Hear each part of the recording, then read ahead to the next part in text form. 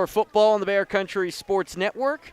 It is senior night. It is the regular season finale, and it's an opportunity for the Jersey Shore Bulldogs to move to 10-0 and have a perfect regular season for the third time in the Tom Gravish era, and this will be the second time they've done so over a full 10-game slate. Good evening. Thanks for joining our broadcast tonight. Sam Cooperman with you on the Bear Country Sports Network. Brandon Barker joining me for pregame. We'll have Doug Byerly on the call when action begins at 7. And Brandon, we've been here before, Jersey Shore and Central Mountain, and the Bulldogs have had their way with the Wildcats usually pretty easily over the last almost decade. But this year, Central Mountain team is different under first-year head coach Shannon Manning, who came over from Bellefonte, brought his staff with him. They're 6-3, and they've played some tough competition pretty close. Well, yeah, this is probably one of the best teams since 2013, or one of the better teams for Central Mountain. Shannon Manning is probably one of the better coaches in the area, along with Coach Tom Gravish, so this is kind of a yin and yang between each other. Central Mountain, for years, has been getting beaten up on Jersey Shore ever since 2012, when Jersey Shore got beaten 63-33 with then walk-on linebacker Vaughn Walker on this team for Central Mountain. So ever since then, Gravish has made it a point to beat Central Mountain. I remember in 2013, the year after, he posted the Web Weekly sports clip, the sports page, and said, hey, 63-33, let's remember that and remember how badly they beat us, and we do it every time, and they do it every year. In two meetings we saw last year, we saw two different style of games. I mean, in the first game we saw here, we just saw Jersey Shore outpace Central Mountain. Then after that, the next game, which was at Central Mountain, we saw a little bit of a different style. We saw Central Mountain kind of climb back into understand what Shore's going to do. So only one meeting this year between the two teams, but I believe Coach Manning's going to be able to readjust to how Shore's been able to run their offense all year long. And Jersey Shore's going to have to play some stout defense. I saw last week they had a lot of missed tackles. They need to clear that up here tonight. Jersey Shore coming off the heels of a 48-5 victory at Bald Eagle area. The final score, a little deceiving in terms of how the game flow played out. It was 13-2 at halftime. Jersey Shore was up 10-2, and then from there went on to score 35 in a row until BEA got a garbage time field goal in the final minute. So Jersey Shore was able to respond well on the road. The conditions tonight will be a big factor. We're looking at a Thompson Street Stadium grass surface that you can still see some of the grass, but you see a lot of water just plopped in the middle of this field. There's just big clumps of mud drenched with water. This is going to be a sloppy playing surface, and something, Brandon, that I think will be very important in that respect is you look at Jersey Shore a number of times this year when the offense has started slow. It's been Breck Miller in the kicking game that have been able to bail them out and at least get points on drives. That could be tough to happen tonight. I don't see, with the way this field is just littered with absolute slop, how you can kick from beyond, let's say, 27 yards. Yeah, if you're watching on our live stream, you could see the puddles of mud just sitting in between the 20 and the 30 on the right-hand side, and on the left-hand side between about the 20 and the 40-yard line. That's going to be very hard for Breck Miller to play his foot in there. He's going to slide a lot. I expect Central Mountain and Jersey Shore both, when they're in that situation, to go for it. If Gravish is up by a lot, I don't think he's going to go for it. I think he'll try Breck Miller, but he's not going to hurt his star kicker tonight doing something in the mud or something like that. But if he gets an opportunity and he goes for it, hey, you never know. It could rain next week, could rain the week after, the two home games that they've got here. So you got to get the experience whenever you can. This field will surely get torn up tonight, and the hopes is that it'll be ready to go for next week for the district semifinal. Shore will get either Lewisburg, Shamokin, or potentially Mifflinburg, but likely not. The reality is Jersey Shore will be here in terms of their district fate. They're all set up. They've won the Heartland 1 conference for now a fourth consecutive year. But tonight, the chance to go 10-0, that's what's at stake, and no better way to do it than against your arch rival from about 20 minutes away. Jersey Shore, Central Mountain, Bear Country Sports Network. We got kickoff coming up at 7, my conversation with Coach Tom Gravish. All that ahead here on the Bear Country Sports Network. Hollick's Coal and Fuel Oil Service offers volume discounts. A Jersey Shore fixture since 1915, a longtime supporter of Jersey Shore football coverage on the Bear Country Sports Network. Providing fast and reliable service to Linden, Jersey Shore, Avis, Woolwich, and Lock Haven. Hollick's has coal, heating oil, kerosene, mixed kerosene, and off-road diesel. 248 Locust Street, Jersey Shore. 570-398-1190, and online at hollickscolonoil.com. It's time to reel in the rewards with a Woodlands Bank Kasasa checking account. Our Kasasa account offers rates you won't want to catch and release. You'll be hooked on earning a percentage of cash back on your everyday purchases. When you're ready to cast into one of our most rewarding accounts, visit woodlandsbank.com, where you can securely and quickly open your account online today. Some restrictions may apply. Visit woodlandsbank.com for full account details. Woodlands Bank, member FDIC. Orangutans. They're beautiful, playful, and majestic, and disappearing. Every day, as many as 20 orangutans vanish. They starve to death when their homes are destroyed or are killed when they stray into villages in search of food. International Animal Rescue is fighting for the survival of the critically endangered orangutan, but we can't do it without you. Please visit internationalanimalrescue.org and help us save orangutans before it's too late. That's internationalanimalrescue.org. First Quality in Lock Haven and Macklehattan is recruiting new team members. Take advantage of stability and progression, new competitive wages, shift differential, bonuses, paid holidays, vacation, and a full benefits package. There are immediate openings in Lock Haven and Macklehattan for production, maintenance, and warehouse positions. To apply, go online at firstquality.com/join us. That's firstquality.com/join us. First Quality is an equal opportunity employer. Our name defines what we do. Realty Lease Properties in Lock Haven. Residential, commercial, student. We can find a place for you in Lock Haven, Williams Borders State College. Find out all about us online at realtyleaseproperties.com. Everything from available space to forms you need to apply. You can even pay your rent online. Call Dana or Selena using our new phone number, 570-748-7032. Realty Lease Properties, East Main Street, downtown Lock Haven. Open weekdays 9 till 4. Start leasing today. Cutting Edge Country on WQBR. Sam Cooperman, Brandon Barker with you. It is Jersey Shore football pregame on the Bear Country Sports Network. Check in on our YouTube page if you'd like to watch the live broadcast tonight here from Thompson Street Stadium. Just search Bear Country Radio 999 on YouTube, and you should find us. We have the live stream running. Shout out to Vince Swartz handling that. Jersey Shore 9-0. Bulldogs have beaten Central Mountain every year since 2013 and twice last year with the COVID abbreviated schedule. Played the Wildcats twice. Brandon touched on it earlier. It was 55-7 in a game here in late September, and then in the end of the regular season, Shore went there and won a tight one, 21-9. It was I think the only time that whole regular season they trailed in a game when they were down 9-7 at one point, then rattled off a couple touchdowns to take care of the Wildcats there and move to 6-0. But here we are tonight where Jersey Shore comes off that BEA victory, and now the Bulldogs will have to play amidst the rain as we move the mixer back here. Rain certainly working its way near the inside of the press box, awfully close quarters in terms of us relative to the rain. Out on the field tonight, Brandon, what do you think the playing conditions will be like? It's going to be sloppy. It's going to be hard to get your footing in. Cleat-wise, you're going to have to be, when you're on the sidelines, you're going to be scraping your feet off 24 times at least before you even go out just to get all that mud off of it. Not only that, it's going to be the condition of the ball too.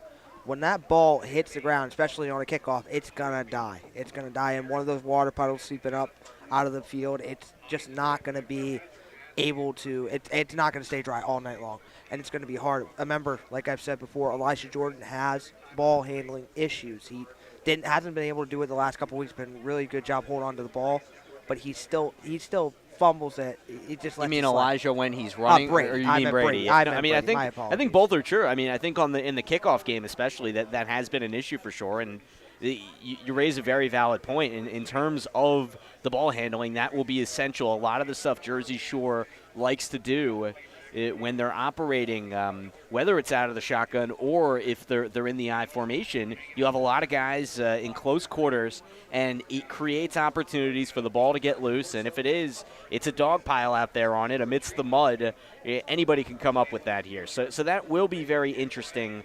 I imagine it'll be tough to throw the ball. Something that's interesting that Central Mountain's doing this year under first-year head coach Shannon Manning, who brought just about his entire staff over from Belfont, including offensive coordinator Sean Hale, the son of former Jersey Shore coach Lester Hale.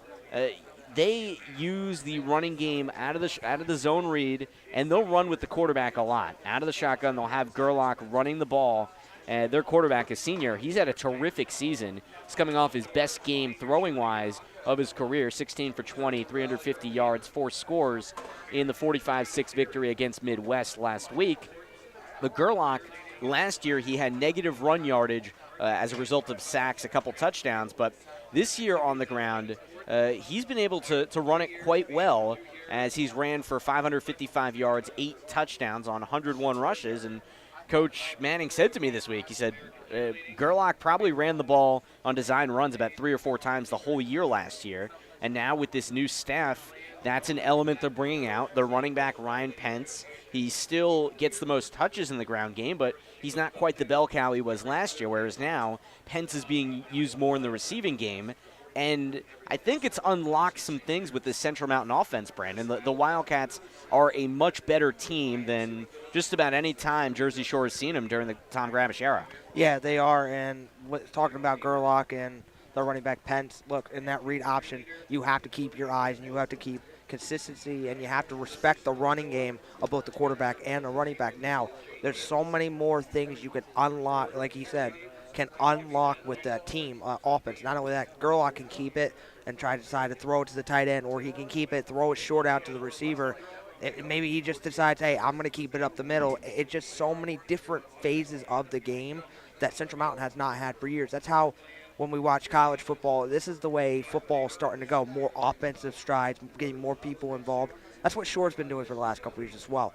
They get people involved. They get more receivers in a zone read. We saw Brady Jordan. Brady Jordan's probably one of the fastest players, him and Elijah. And we've seen the last 2 weeks, Brady just throw off insane runs. And that's just what defenses now have to do. They now have to respect the ability of these quarterbacks. And that's what Shore, defensive end-wise, Connor Davis and Tate Seacrest have to understand. Keep an eye on Gerlach, because if you get out of position one chance, Gerlach's going up the middle, and he's probably saying, bye-bye, I'm in the end zone. Jersey Shore and Central Mountain, that's the matchup tonight. I want to take this time to shout out the 6 seniors being honored who are already on the field with their parents and family members. Caden Hess, the 2-time All-State Jersey Shore receiver, one of the 6 seniors. Also Carter Peacock, of course, from a whole bloodline of Peacocks that have played at this program and are currently playing there now with his brother Cooper, a junior. Connor Davis, the stud defensive end. Shout out to Chris Davis, the Shore coach and statistician who always sits by us during the games. He was out there with Connor. Also Donald Steinbacher, who's really been impressive this year, a former running back converted to an offensive lineman and D lineman, Brandon.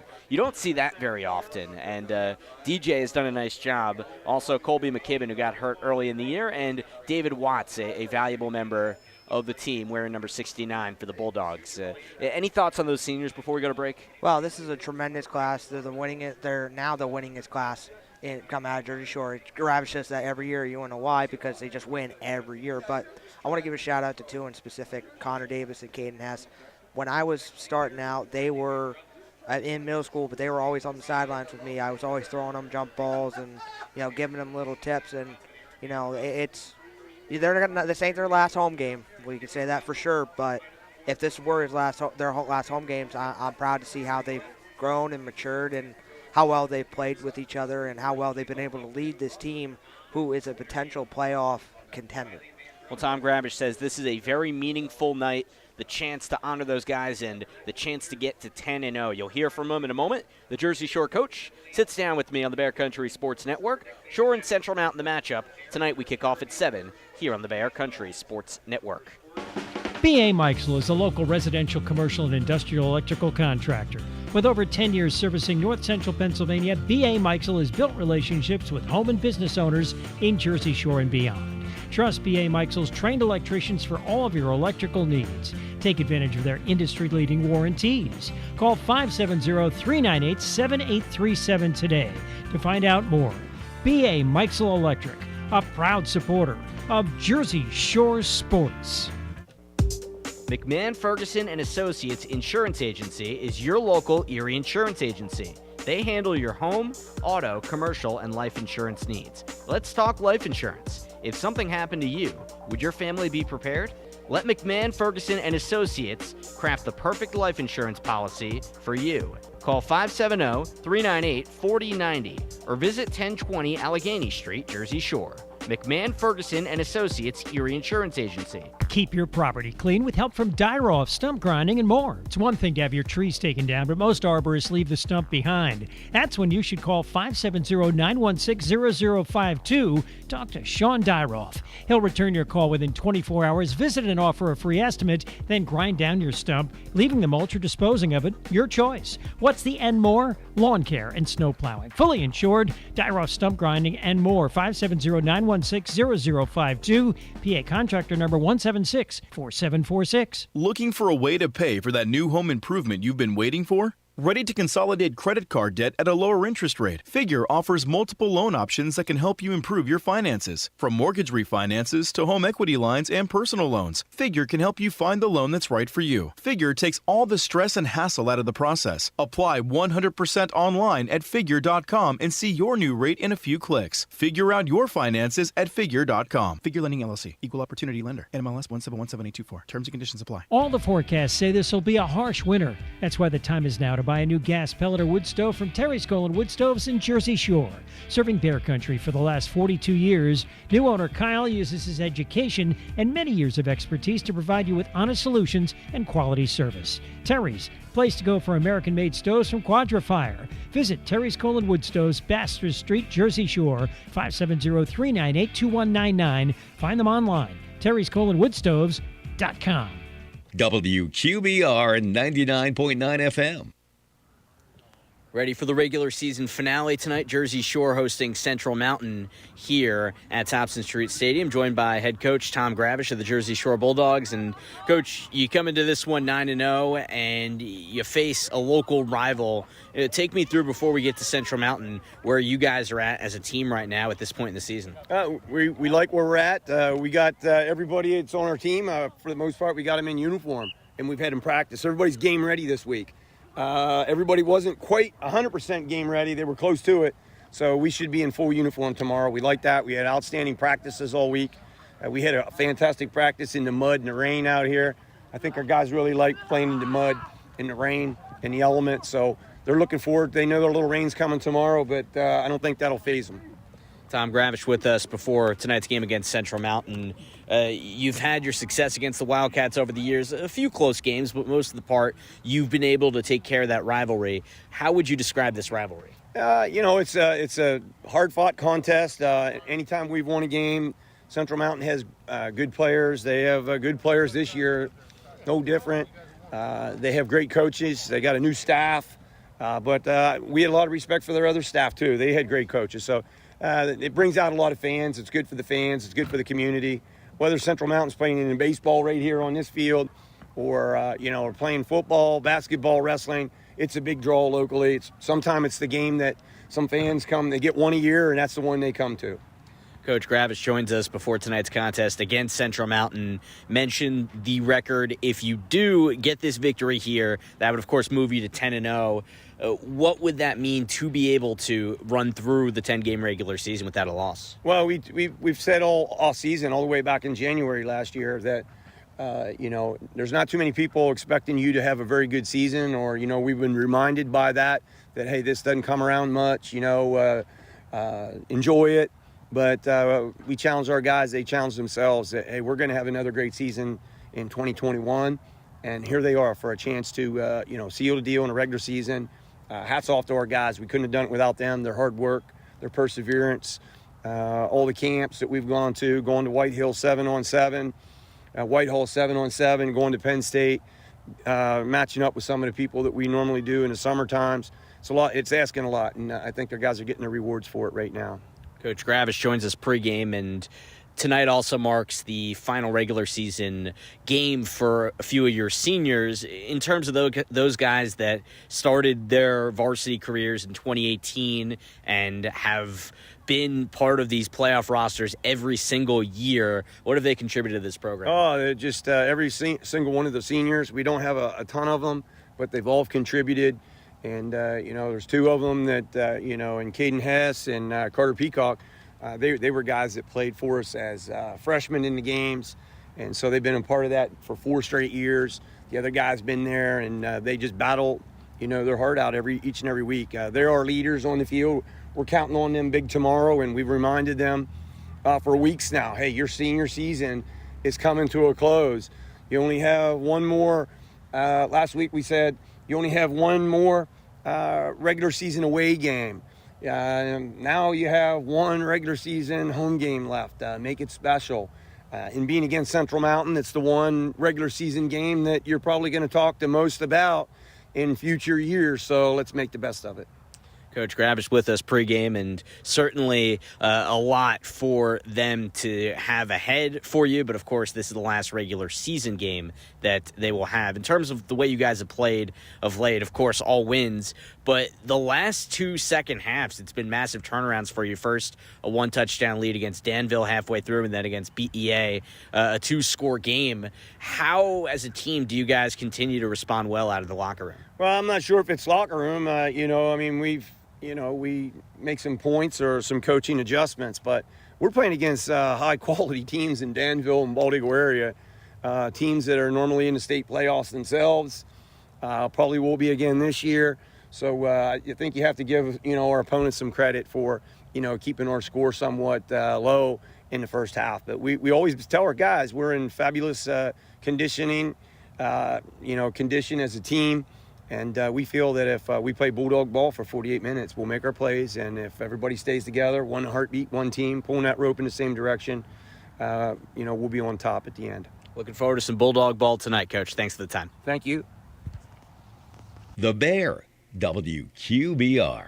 Shop the Skeleton Key Boutique in downtown Lock Haven in the spot that used to be inhabited by CO2. Ashley Foltz has built her business from the ground up, and each week she models the new arrivals on the Skeleton Key Facebook page so you can see how each item fits. Most inventory sells out in those sessions. Pieces that remain can be purchased directly in the store where shopping's easy, fun, and personal. Join the movement toward well-made, fashionable clothes. Visit Skeleton Key Boutique, 19 East Main Street in Lock Haven. Weekdays 11 till 6, Saturdays 10 till 2. SkeletonKeyBoutique.com. Susquehanna Transit and Susquehanna Trailways have part and full-time opportunities available for school bus and motor coach drivers. Are you recently retired? Are you a shift worker or stay-at-home parent? Enjoy travel? School bus drivers enjoy holidays, weekends, and summers off with paid unemployment benefits. Contact 570-753-5125 or email charters@susquehannabus.com. They train and offer performance bonuses too. It's not just boughs of holly that are going to deck your halls this holiday season. It's you decking the whole house with outdoor lights and holiday decor from the Home Depot. Fill your yard with Yuletide treasure like a hand-painted LED reindeer sculpture. Want to build a snowman? You can, with our 6-foot sparkling snowman covered in lights. You can even pair it with a Disney inflatable spin. You know, from the movie your kids still watch 3 times a day. 'Tis the season to make things jolly, and the Home Depot has everything you need to make the holidays yours. The Home Depot, how doers get more done. Let me ask you a question. What do you see when you look at your car? Do you just see taillights? Or your dog's tail wagging when you first brought him home? Do you see 4 tires or 2 tired kids in the back seat after their first day of school? Other insurance companies just see a car, but a State Farm agent sees what your car really means to you. So why not give it the protection it deserves? Jim Ely State Farm Insurance, 105 Thomas Street, Jersey Shore, 570-398-2828. There's eating local and there's eating local. Take a quick trip to 318 Wilson Street, Jersey Shore. There you'll get the area's best homemade, mouth-watering, sure-to-please food. From subs, cheesesteaks, and fresh-cut fries to sweet tea and even sweeter fudge, Kutza's has you covered. Catering available. Call 570-398-8180. Open Tuesday through Saturday, 11 a.m. to 7 p.m. Kutza's Kitchen, 318 Wilson Street, Jersey Shore. Cutting Edge Country on WQBR. Sam Cooperman back with you at Thompson Street Stadium, the home of Jersey Shore football. The 9-0 Bulldogs of Jersey Shore hosting the 6-3 Central Mountain Wildcats. Bring in Doug Byerly to my left, as Doug and I will have the broadcast coming up at the top of the hour. Doug, you have 2 teams here that have had this long-standing rivalry that Central Mountain used to have the upper edge in. Jersey Shore has won the last 9. But this is a Wildcats team that has really improved and is looking awfully tough under first-year head coach Shannon Manning. Sam, great to be here, week number 10, and you are correct. Central Mountain, really a different program this year under Coach Manning. Best record ever in Central Mountain's history. Have a chance to go to 7-3 if they can get the upset win here tonight. But you know Jersey Shore, as you talk with Coach Gravish about, they have a lot to play for to finish out a perfect regular season. Their players have been focused all season long, but it's a rivalry game, and obviously the weather will certainly be a factor tonight with the field conditions. So always look for a good game between these two local school districts, and it'll be a good one tonight. Jersey Shore, of course, with that 9-0 record, is coming off a victory, doing so 48-5 at Bald Eagle area, and we were both there for that broadcast. What was your takeaway from that game? Because that was one for a long time we thought would be close. It was at halftime when it was 13-2, and then the Bulldogs just come out there and absolutely take the Eagles to town, beating them 48-5. What was really impressive, Sam, was how good BEA is as a team. They're young, they're very athletic, they're very well coached, and I know that Coach Gravish prepared his team for that, but they really played very well against Jersey Shore in half number one, and as you talked about, it was really a two-score game at 13-2, but that third quarter was just absolutely incredible.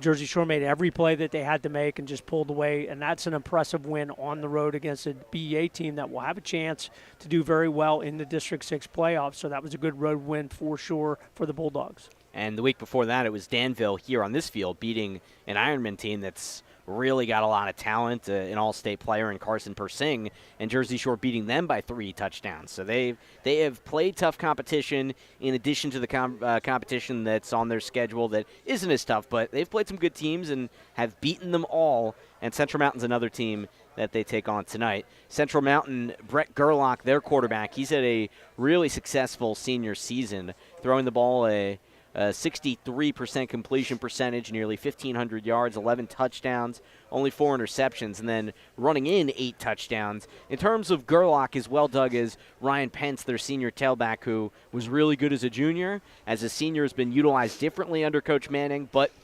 performing at a high clip here yet again. 9 touchdowns on the ground, 4 receiving touchdowns to lead the team in that department. What kind of weapons does this Wildcats team have that can make them potentially dangerous against Shore? Well, you just talked about their best 2 weapons without question, and the quarterback Gerlach is very good, and he'll certainly be a challenge for the Bulldog defense tonight. Michael Walliser is also very good. They've got a couple good young receivers. It'll be interesting to see, just like last week against an outstanding freshman quarterback in the coach's son, Nagel, who really did some nice things early. How long can that continue if the Shore defense just continues to put that pressure on? Now, Gerlach's a little different. He can run, where the quarterback last week could not run. Didn't have that athletic ability. Gerlach will be a challenge for the Bulldogs. But you know Coach Jackson's been preparing for that all week long. Hopefully the Bulldogs will be up to the task. Also have to look out for, like you mentioned, Michael Walliser, a stud linebacker, also at fullback, a guy that can catch the ball underneath, and Shore certainly prepared for that. Other weapons for Central Mountain around the horn, Tyler Weaver, senior receiver, 3 touchdowns for him. Connor Foltz, the speedy sophomore slot receiver, who's ran the ball 17 times as well as caught a team-high 37 passes for 665 yards. Those are 2 guys you'll be hearing a lot about on their end. Tanner Williamson rounds out that receiving core. On the line, they got some big guys, Zane Council, Damian Galantine, Giovanni Tarantella, going left to right. Tarantella at center. Garrett Hendricks and Lucas Porter make up that Wildcat line. Defensively, Owen Person, Ronnie Ergot, Garrett Hendricks, and Tarantella across that 4-man front. They alternate their fronts under Coach Shannon Manning. And also the linebackers, Michael Walliser, Damian Galantine. In the secondary, the 5-man, the defensive backfield, Ryan Pence and Kevin Greninger at corners. Connor Foltz, Rocco Serafini, who Coach Manning really raved about. Serafini coming in as a sophomore, as well as Brady Myers at free safety. Pence and Foltz in the return game. Tyler Weaver doing the kicking and punting. That's the Wildcat lineup. They come out in the road whites, blue pants. Shore, the home oranges with the black pants. The Bulldogs, Brady Jordan quarterbacking the offense. Caden Hess, his favorite target, the all-state receiver. Connor Griffin caught a 77-yard touchdown last week, and that was big for the Bulldogs. Run through the rest of the offense, then head to break. Elijah Jordan, Hayden Packer, that backfield. Packer, 13 rushing touchdowns to lead the charge. Jersey Shore at tight end, Carter Peacock moved him there. That's been a very successful change for the Bulldog lineup. But they've also moved Connor Davis back to tight end. Now they're healthy up front. Donald Steinbacher, Connor Davis, Luke Springman moving to left guard. Jared Palski up at center. Zach Rooney at right guard. Dirk Stetz at right tackle. Breck Miller now 46 of 48 kicking the ball in PATs. 10 for 13 on field goals. Bulldogs come out in their 5-2-4 defense. We'll tell you about that. And we'll get opening kickoff when we come back on the Bear Country Sports Network, Jersey Shore and Central Mountain. Want to sell a house? Want to buy a house? Then call the Dave Winkleman team at Anchor Realty in Lock Haven. Dave's a graduate of Jersey Shore High School. He and his wife Jan live in South Avis, the parents of 7 children. So you know the Dave Winkleman team is motivated to market your home and find you a new one. 570-858-0777. Ask Dave how he can guarantee your home will sell within 90 days. The Dave Winkleman team at Anchor Realty, 57 Belfont Avenue in Lock Haven, ready to serve you. 570-858-0777.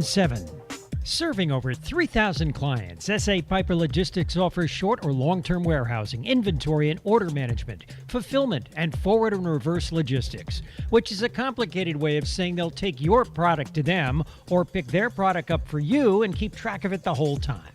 And S.A. Piper offers e-commerce support. Find out more. Go to sapiperlogistics.com. That's sapiperlogistics.com. S.A. Piper Logistics, 820 East Bald Eagle Street, Lock Haven. ABC Wednesday. Your favorite artists are back together for country music's biggest night. This is incredible. The CMA Awards with performances by country's biggest stars. Eric Church, Miranda Lambert, Jimmy Allen, Blake Shelton, and collaborations you'll only see here. Jason Aldean and Carrie Underwood, Chris Young with Kane Brown. Luke Bryan hosts the CMA Awards live Wednesday, 8/7 Central on ABC and stream next day on Hulu. Living in the countryside shouldn't mean that you have bad internet. That's why River Valley Internet has expanded our coverage again. River Valley Internet now covers much of Lock Haven, Jersey Shore, Avis, and the surrounding countryside. Call River Valley Internet today at 570-433-7070 or go to rivervalleyinternet.net. Lock Haven, Jersey Shore, Avis, and the surrounding countryside. Start enjoying internet service without taxes, fees, modem rentals, or rate increases from River Valley Internet. Welcome from attorney Dance Dreyer and from Dreyer and Dieter Law Offices. Dance Dreyer, a former Bulldog football player, is joining the Jersey Shore law firm of Dreyer and Dieter, 227 Allegheny Street in Jersey Shore. The attorneys and staff are happy to support local athletics and are also available for nearly all of your legal needs. So welcome all from attorneys Mark Dreyer, Denise Dieter, and Dance Dreyer. If you haven't checked out Dreyer and Dieter Law Offices, please do. Their easy to remember phone number, 570-398-2020. Cutting Edge Country, WQBR, Avis Williamsport State College, 99.9 FM. Sam Cooperman, Doug Byerly back with you at Jersey Shore's Thompson Street Stadium. And very nice to see, Doug, Caleb Leone out there along with Jersey Shore's 4 captains for the coin toss to be out there. Of course, he suffered the terrible injury back in 2018, and Jersey Shore always takes the time to properly honor him as he continues his recovery. What is it like for you just to see him out there right now? Yeah, that was a surprise, very special moment, obviously, and the fans recognize it as well. The young man continuing his way back from a really tough situation.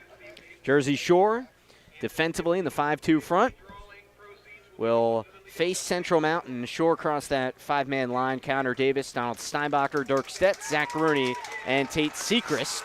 Linebackers Carter Peacock and Hayden Packer, the All-Stater. Corners Connor Griffin and Caden Hess. Hess had 2 interceptions last week. Shore's team had 4 in the victory over BEA. Cooper Peacock and Brady Jordan, the Jersey Shore safeties. And you hear it right there. Central Mountain deferred, which usually teams come out aggressive against Jersey Shore. The teams that compete with them, Doug, at least from what I've seen, are the teams that say, you know what, we want the extra, we need that ball right away. We need to make a statement right out front. But Central Mountain going the other way. We'll see how it pays off as the Wildcats will send it off to the Jersey Shore Bulldogs to begin things. Well, yeah, it's always interesting with the coin toss what teams decide to do Central Mountain, I think, has confidence in their defense. At times, they played really well this year on the defensive side. At times, they've given up a lot of points. So they know that the Jersey Shore teams can score some points, but they also know their defense can make a statement if they come out and get a stop in this first series. Tyler Weaver puts it on the tee. Central Mountain 6-3. Wearing the road whites, blue pants, blue helmets for the Wildcats from nearby Lock Haven area, technically Bald Eagle Township. That was kind of my incarnation to the area. Doug explained to me, no, they don't actually play in Lock Haven, nor do they play in Mill Hall. They play in Bald Eagle Township. And come a long way since then, Doug. Absolutely. Well, of course, everybody knows that's a consolidated school district like so many are. It used to be Lock Haven and Bald Eagle, Nittany, and Sugar Valley. They've all kind of gone together to form Central Mountain High School about 15, 20 years ago or so. I think it's about 20. And, you know, best football team that they've had so far. So this is going to be a big challenge here for the Bulldogs to go to 10-0. Of course, stemming from two great programs before they did merge to Central Mountain. They'll kick it off right to left. Tyler Weaver to send it away. The senior for the Wildcats, Jersey Shore's Brady Jordan. On the right side of his own 5, Elijah Jordan, his brother. Over to the left. Kick is a squib, angles towards Brady. It's off the hands of Cooper Peacock, picked up by Brady Jordan at the 15. He cuts it to the middle of the field, and at the 25, he's buried. Take a minute to get out of the mud, and already we're seeing these white jerseys get pretty messed up. Lucas Porter comes in for the tackle, and Jersey Shore begins things at its own 25. See how fast the Bulldogs are moving here on this muddy surface and what the play calling situation is. You know, they certainly want to go up-tempo. The way they do that is to get some success early on the ground and get those initial first downs, get the drive moving. Safety Connor Foltz playing up at the line for Central Mountain. 4-man front. First and 10, Jersey Shore on 25, right hash in the eye. Packer, the offset fullback to the right, takes it and immediately is dragged down across the 28 right over the middle. Gets a few yards there, but not much room to maneuver up the middle as the hole was plugged up, and Giovanni Tarantella, gets on top of him. 2nd and 7 at the 28. Michael Walliser will be a key guy all night for this Central Mountain defense. Walliser playing on the far side at linebacker. 2nd and 7 out of the eye for Shore. Left hash of the 28. Pitch it left. Elijah Jordan tries to get the angle left side. Gets past the 30. Tabletopped at the 31. Doesn't get all that far to the edge as he scraped up. Kevin Geringer, the sophomore cornerback, makes the stick. That's another 3 yards. Call it 2 for 3rd and 5 at the 30. Quickly back on the ball, still out of the eye. Jordan on 3rd and 5. Hitches, throws near side. Caden Hess across the sticks of the 35. He's brought backwards. This spot could determine things as he was tackled as the cornerback Hentz as well as Rocco Serafini, the safety, get over there. And I think they do move the sticks here, Doug, and that's just enough for the Bulldogs on the 5-yard hookup. Yep, good spot there. Good pattern by Caden Hess. Opening minute, Shore driving. 1st and 10 on 35. Out of the eye, they give it to the fullback, Packer again, and he's muscled down after a couple yards. Damian Galentine gets in the area. 2nd and long for Shore, about 8 yards needed from the 37. Jersey Shore looking around. Pitch left on 2nd and 8. Elijah Jordan stumbles, and the mud got him. Falls down back at the 35. It's a 3rd and 10 after the freshman tailback couldn't get the edge. His feet got stuck in the mud. As expected, the weather and field conditions are certainly going to be huge in this ball game tonight. Really going to be difficult and not going to get any better as the game rolls on. 2 minutes gone by, first quarter. Opening drive, the Jersey Shore Bulldogs trying to go to 10-0 to cap off the regular season. 3rd and 10 on 35, left hash in the gun, 4 wide. Jordan looks left. He's got 3 receivers there, and he is pummeled back at the 29. You hear the Central Mountain coaches, they're quite enthused. Garrett Hendricks gets on top of him as he's driven down back at the 29. Jordan takes a 6-yard loss, and Jersey Shore stuck on a 3 and out. Time to punt. What you're going to see, the player that gets the inside move and has a chance to make a move is going to have a chance to make a big play early in the ball game. Cooper Peacock receives the snap from his own 15, and the punt is blocked. The punt is blocked over to the right side. Jersey Shore gets on top of it, but that's all the way back just in front of the 20. It was blocked, and Central Mountain will have the ball right in Jersey Shore's wheelhouse. It was Jacob Weaver that was fighting over for that ball, as there were a lot of Wildcats right on top of him. Central Mountain's size up front has really been a factor. They're getting that inside move, getting inside the initial blocks of the Bulldogs. Got clear path to Cooper Peacock. Really did not have a good chance to get that punt away. So obviously Central Mountain deep in Bulldog territory. They couldn't ask for anything better for their first drive. Brett Gerlach breaks huddle. The senior quarterback leads the offense at the Jersey Shore 22 after the block punt. Shotgun formation on 1st and 10. Gerlach hitches once. He's got time, and then not anymore. He's leveled. Zach Rooney, return to sender, brings him back behind the 30. Forward progress stops him at the 29. 7-yard loss on the sack. It's 2nd and 15 for Central Mountain. Just a good bull rush by Zach Rooney. He's going to be a hard guy to contain for Central Mountain. He's big, but he's also very quick and athletic. He's going to give Gerlach a lot of trouble, obviously right in his face there on 1st down. Just under 9 to play, first quarter. Central Mountain's opening drive, 2nd and 16 at the Shore 28. From the right hash, they take it from the gun. Pence behind Gerlach. He gets the pitch after the low snap, heads to the right sideline, meets the crowd at the 25, and he tumbles down a little past there. They give him about the 23 on the 5-yard run. Makes it 3rd and 11 for Central Mountain on the tackle on the sideline.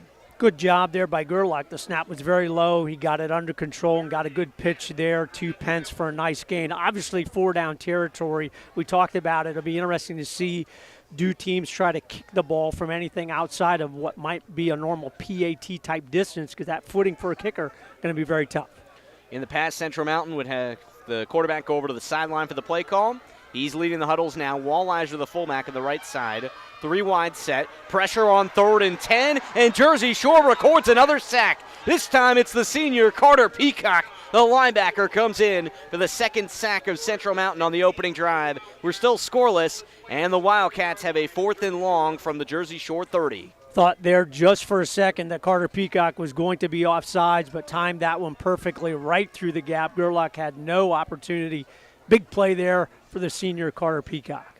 Another Central Mountain huddle.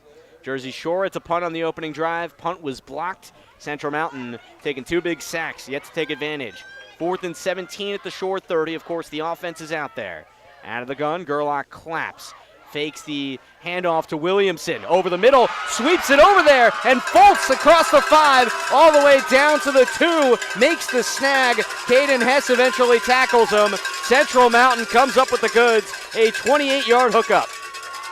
Well, we talked about it earlier. It's so difficult for the defender because the offensive player knows where he's going to go. Just ran that kind of a skinny post, got inside of Caden Hess.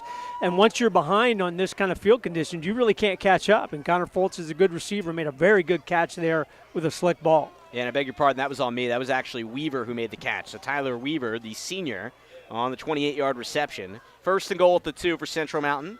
Out of the shotgun. It is Walleyes, the fullback, stacked up at the 1, and nobody even clamoring for a measurement. He's a full yard-plus back, maybe even more than that. Didn't get very far. Middle was clogged up by a muddy Zach Rooney at the 6:50 mark here of the first quarter. 2nd and goal, Central Mountain. Obviously, Central Mountain, they're very pleased.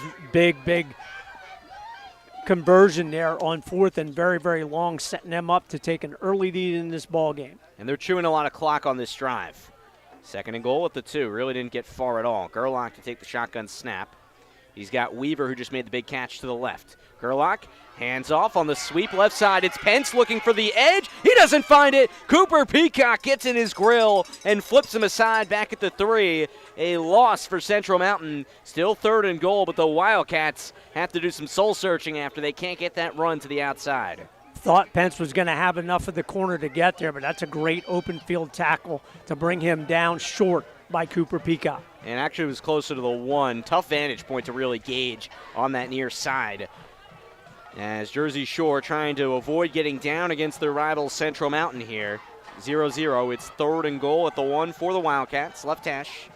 They flex Pence out to the right side. Gerlach, the keeper, right down Broadway. I don't believe he gets there. He is short. He runs right into a crowd up the middle. Stetz, Rooney on top of him. Springman there. Jersey Shore plugs it up. 4th and goal, and the Wildcats huddle up once more. Super great recognition there by the Bulldog defense, particularly the guys up front. Gerlach's obviously always a threat to run the football. They did not yield at all, really stuffed him inside there for a big stop. About 5.5 to go in this first quarter. 0-0. Jersey Shore got 1 drive. It was a 3-and-out and a block punt. Central Mountain's opening drive is right here. 4th and goal at the Shore 1 left hash. Shotgun stacked to the right. Gerlach, quick pass, tipped at the line, and incomplete to the near side. Turnover on downs. Gerlach tried to get it over to the side to Weaver. It was hit up front, something that Jersey Shore does oh so well, and the Bulldogs pin back to their own 1, avoid giving up points. Good play call there for Central Mountain to try and get it to Weaver right in the corner of the end zone, but a great defensive play to knock that one away. That's all positive. The only negative is you literally are at your own half-yard line. They gave up a safety last week. 1st and 10 on 1 for Jersey Shore here. Second drive of the game for the Bulldogs is some laundry on the far side, and it's going to benefit Jersey Shore. Offsides on Central Mountain. Didn't see which player worked his way across the line, but that is crucial for Jersey Shore. Instead of at their own 1, they could snap it on 1st and 5 for their own 6. That really is a big penalty early on in the ball game, and a dead ball penalty at that. 5:04 to go first quarter, 0-0. Second Jersey Shore drive after the 4th down stop. From the eye, they give it to Packer, who tries to run it right, and he's muscled down after a pretty minute gain. He was tackled immediately. It was Connor Foltz and company. It's 2nd and 4 from the 7. Brady Myers in there on the tackle as well for Central Mountain. Say the Bulldog offensive line, they've been challenged here early on. Jersey Shore with the 2nd and 4. Jordan, 3-step drop, throws a low ball left side and incomplete. It bounces a few times before it reaches Connor Griffin. Jersey Shore's first passing play does not go the way it was intended, and it's second passing play. It's 3rd and 4 back at the 7. Always interesting to see how particular players handle a wet football. Brady Jordan right now having a difficult time doing that. Very muddy, sloppy conditions here on the grass surface. Out of the eye, Shore with 3rd and 4 at its own 7.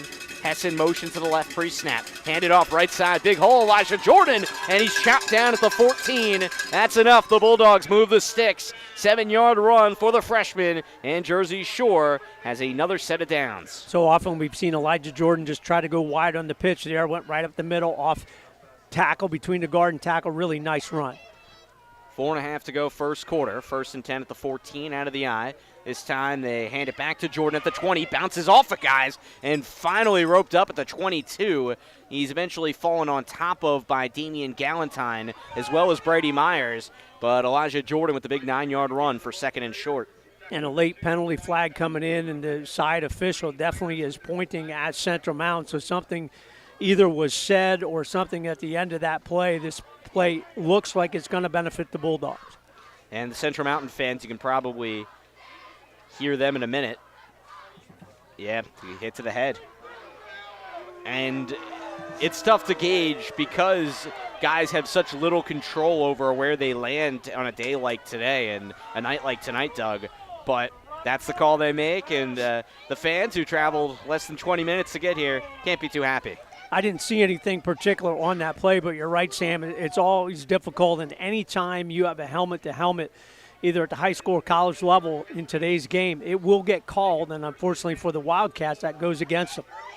Jersey Shore gets a 1st and 10 now at their own 37, going left to right. 1st and 10 in the offset eye. Give it to the deep back, Elijah Jordan. He tries to stutter step, and his legs give out on the mud, but he does stumble up to the 40 before he falls down on his own. 2nd and 7, Jersey Shore. Jordan had a big hole. He just couldn't move.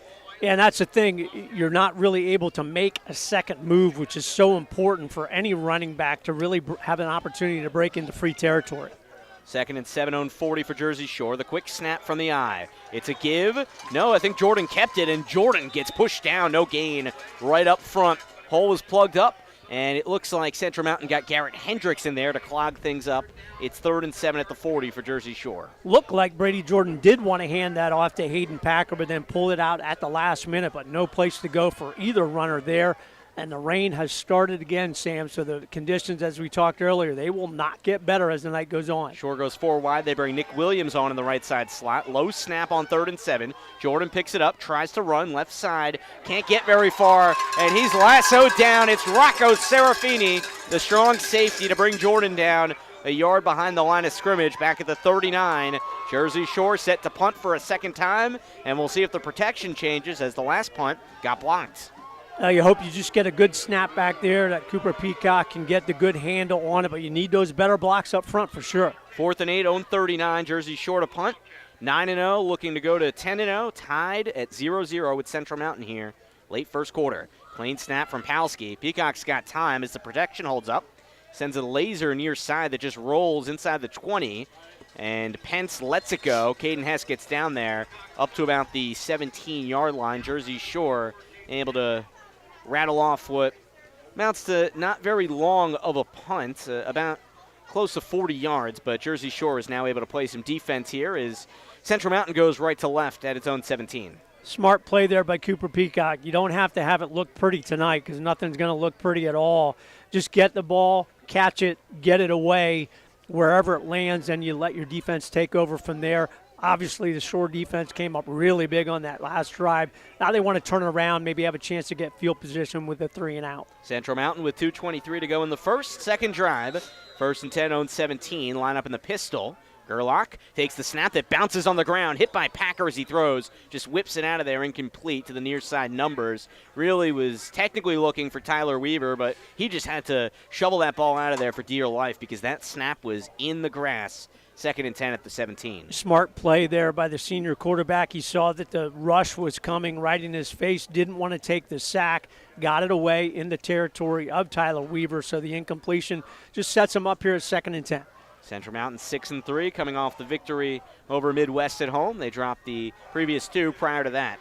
Second and 10, own 17 for Gerlach. He looks right where he's got twins, and he brings Connor Foltz from that formation into the slot. Slings it to him over the middle, caught at the 20. His feet slip and tackled and finished off by Connor Griffin for good measure. About a 3-yard gain for the sophomore. Makes it 3rd and 10 at the 20, or 3rd and about 7 or 6 at about the 20, just in front of it for Central Mountain. I think what you saw on that play is what you're going to see all night long. Receivers or running backs might have a chance to make a play and get some yards, but when they want to make that second move, that's going to be the really difficult part. Will they be able to get the footing enough to plant that foot, make a second move, and make your defenders miss? Not so far tonight. 3rd and 6, own 21 for Central Mountain. Final minute and change of the first quarter.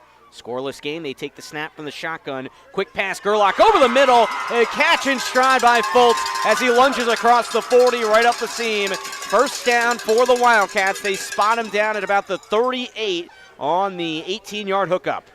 Well, 3rd and long has not been a problem for Central Mountain. Gerlach got the snap there, very clean, nice pattern there by Foltz, and a very nice catch at the end of that play for a big first down. Rain has come down at a harder clip as the game's progressed. A few Central Mountain fans over to our right have a canopy set up. Very smart thinking on their part, braving the elements here at Thompson Street Stadium.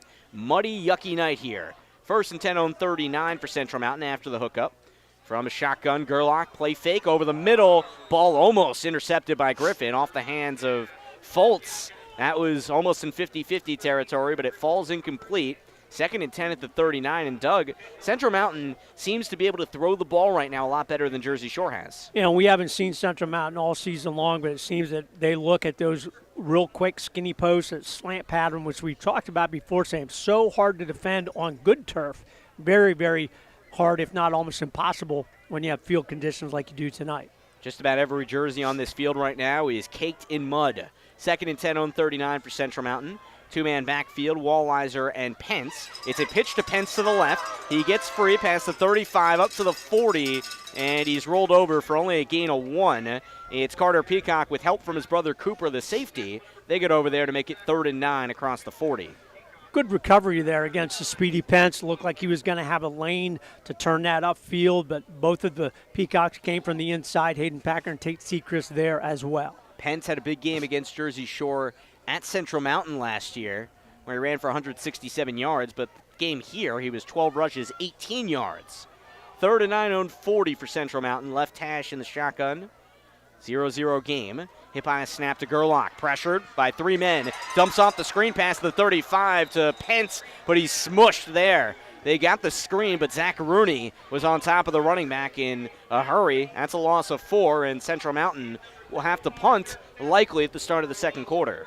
Another good play call there by Coach Manning and his staff, but really good reaction there by Zach Rooney. Such an intelligent player. They got the big rush in the face of Gerlach, but Rooney right there to make a big tackle. One of the fastest moving quarters, I should say, that I can imagine we've had all season.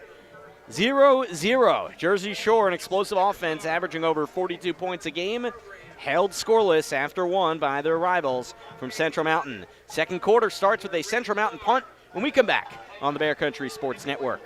A 31-year record of trust. Barry Enders Construction in Jersey Shore. Remodeling, new construction, everything from small jobs to new houses. Working throughout Bear Country, Barry can build or remodel anything you need. Bathrooms, kitchens, garages, decks, additions. He can add value to your home with insulation and new siding. Make the move you've always wanted to create the living space you've dreamed of.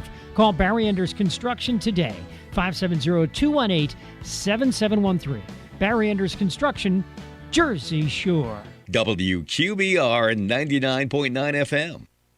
Second quarter begins with a Central Mountain punt. 0-0. Sam Cooperman, Doug Byerly with you from Thompson Street Stadium. Jersey Shore to receive the punt on the right side. They have Cooper Peacock as the deep man. Tyler Weaver receives the long snap. Protection team out there. A low line drive at the 45. Rolls to the near side on Jersey Shore's end. Across the 35 and touched by Galentine at the 34. A successful punt off the ricochet, and the rain is really ramping up here, Doug. As this one progresses, Jersey Shore's not been able to throw the football. We'll see what kind of play calls they have up their sleeve. Well, it's going to be interesting with field conditions and the weather raining like it is. A team that gets up a score really is going to have an advantage here tonight. 1st and 10 on 34 for Jersey Shore. Start of the second quarter. Held silent on their first two drives. They get the ball in the shotgun. Hayden Packer, the lone back. Jordan takes the snap and runs it right. Looking for some blocks there. Runs right into the arms of the safety, Serafini. He's decked by the sophomore at the 30. Forward progress has him a little in front of that at about the 33. A couple yard loss, but Jersey Shore with second and long after Serafini reads it well. Really good reaction on the running plays thus far by the Central Mountain Wildcats. Second and long, Jersey Shore. Inside their own 35, they hand it off on the zone read. Hayden Packer crashes past the 40 left side and on his feet all the way to the 45 before he tumbles over across the line to gain. Jersey Shore with a first down run of 11-plus yards by the junior. Really productive run there by Hayden Packer. Nice blocking up front on the left side. 1st and 10 on 35, left hash Jordan from the shotgun. Gives it off back to Packer, fights his way through traffic all the way up to the 50 left side before he's finally pummeled down as Jersey Shore has Hayden Packer, a man on a mission. Eventually the tackle made over there by Tarantella for a 2nd and 5 for the Bulldogs. You would think Hayden Packer would have a chance to be successful even in these conditions because he's not a quick cut type of runner. He just moves forward and doesn't stop moving. 2nd and 5 at midfield for Jersey Shore. Left hash, pre-snap motion from the zone read. Jordan keeps it, breaks an ankle tackle, 45, 40, breaks another one, flag back there, 30, 25, 20, ripped down across the 16. There is a flag back at midfield. We will assess that, but for now, Brady Jordan has taken the Bulldogs into the red zone on a 34-yard scamper.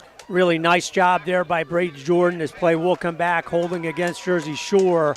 But what he did on that play is really going to be the key. Instead of trying to go wide and then make a cut, he planted his foot and cut directly upfield. So you have your defenders moving, and you saw that he had an opportunity to then make a cut later and break into the free. So even though this one's going to come back, hopefully he'll file that away in the mental recesses of his mind and use that as we go forward. The Shore junior quarterback has ran for 303 yards over the last 2 weeks alone and 4 touchdowns during that time. He had a special 68-yard touchdown run last week at Bald Eagle area, but the hold brings the Bulldogs back to their own 40 for a 2nd and 15 from there. Line to gain is the Central Mountain 45. Going right to left in the shotgun between the hashes. Carter Peacock moves from the left side slot, snap high, and Brady Jordan makes a nice adjustment out of midair to fall on top of it back at the 34. And that doesn't help you in terms of your third down play call because it is now a 3rd and about 21 for Jersey Shore. Yeah, it's so easy to forget that teams operating out of the shotgun, you've got to make that first initial snap a clean one, and your quarterback's got to handle it. That one definitely was a little bit off kilter right from the start. And the officials are taking the time to wipe off the ball. That slows the pace Jersey Shore likes to run at.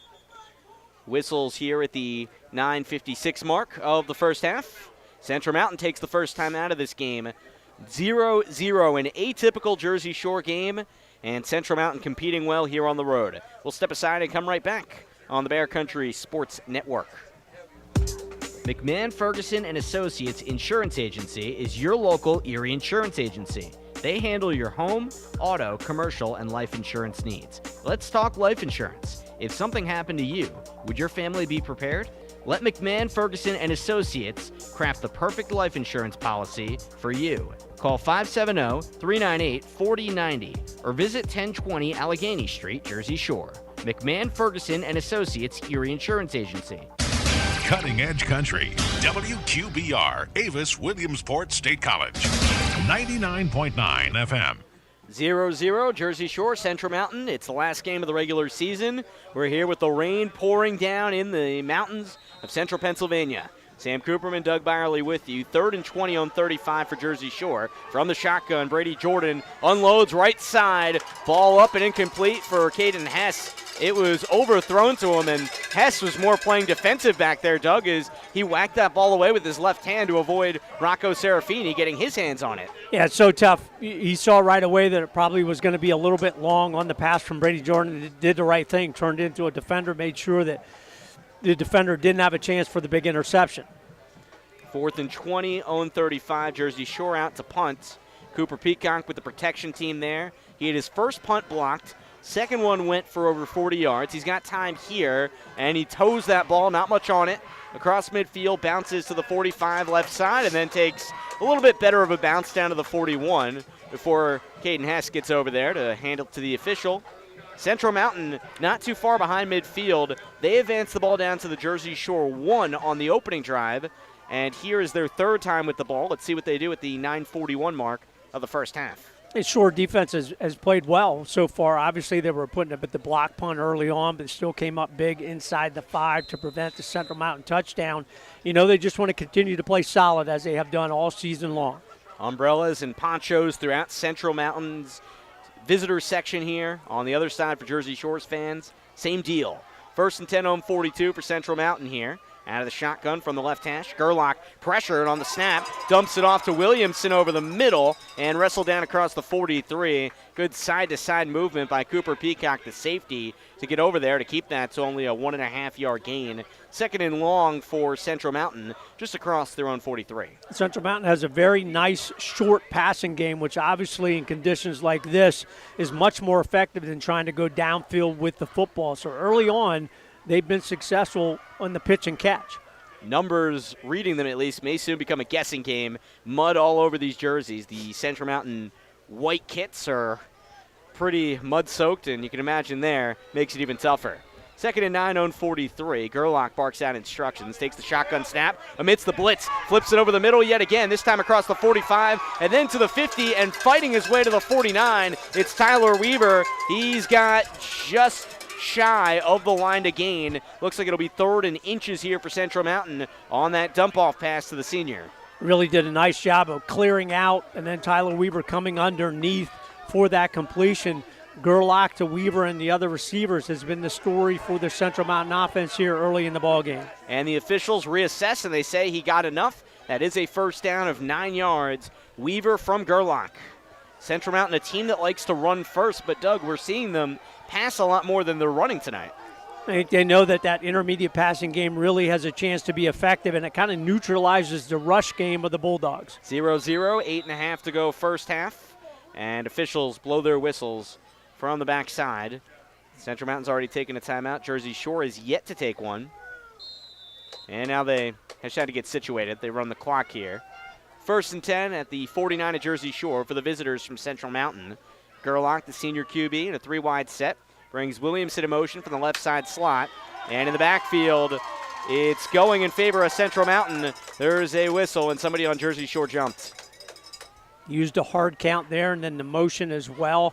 You know, Jersey Shore, they are always ready to come across full speed, but that one's going to cost them 5 yards. Really sets Central Mountain up good. Puts the ball a little deeper in the Jersey Shore territory, but just sets up that 1st and 5, kind of opens up the playbook a little bit. Rain pouring down here on the grass field. The field does not provide very much footing, if any at all, right now in the mud. 1st and 5, 44 Jersey Shore for Central Mountain. Between the hashes, take a shotgun snap. Gerlach dumps it off over the middle. He was decked as he threw it. Incomplete, the ball a little behind his target as he couldn't get it to the back. Ryan Pence but at least he got that off amidst some heavy pressure. Well, Shore definitely has not changed their philosophy. They're going to come at Gerlach right up the middle, force him to make a decision early. Bulldogs lucky there. If that ball would have been another yard or two downfield, Pence would have had the chance for the catch. Jersey Shore's defensive mindset, pressure, pressure, pressure under that 5-2 front they run with defensive coordinator Alex Jackson, the former Sun Gazette Coach of the Year at Loyalsock. 2nd and 5, 44 Jersey Shore for the Wildcats. Take it between the hashes. Williamson in motion, pre-snap again. Gerlach delivers over the middle. This ball's caught at the 25, then comes out at the end. Incomplete pass, they say. It was hauled in initially by Fultz, but he couldn't complete the process as he was hounded by Connor Griffin. And Central Mountains fans are happy because otherwise that would have been a fumble going the other way. 3rd and 5 at the 44 Jersey Shore for Central Mountain. Without the liberty of replay, always hard to see. You know, he definitely had the catch, but did he have it when he came down? Probably not. Good hit there to knock that one free. But again, Central Mountain receivers are finding a way to get pretty open, and Gerlach's able to get the ball to him. Definitely a play you could have ruled either way. 0-0, final game of the regular season. Both teams headed to districts. Jersey Shore looking to move to 10-0. Will be the 3rd perfect regular season under Coach Tom Gravish.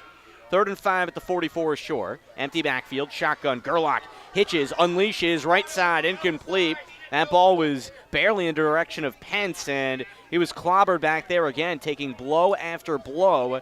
Tate Sechrist, the D-end, and Hayden Packer, the All-State linebacker, just ram right into the quarterback, and it's 4th and 5 at the 44. Coach Manning sending his punt team out, and again, you can tell they're playing field position ball game. If you can pin your opponent deep and then get a stop or have a mistake, you'll really have a chance to get that first score for the early lead. They had it down to the 1, weren't able to convert on their first drive. And Weaver will try and send it away. Snap very clean, protection there. Sends it off, middle of the 15. It gets through the hands of Cooper Peacock, but he falls right on top of it after the muff punt. Jersey Shore just passed its own 15. Almost a disastrous play. Had Wildcats coming from every direction, but Jersey Shore takes it right to left. 0-16, 7:43 mark of the second quarter. 0-0, the explosive Jersey Shore offense without a point.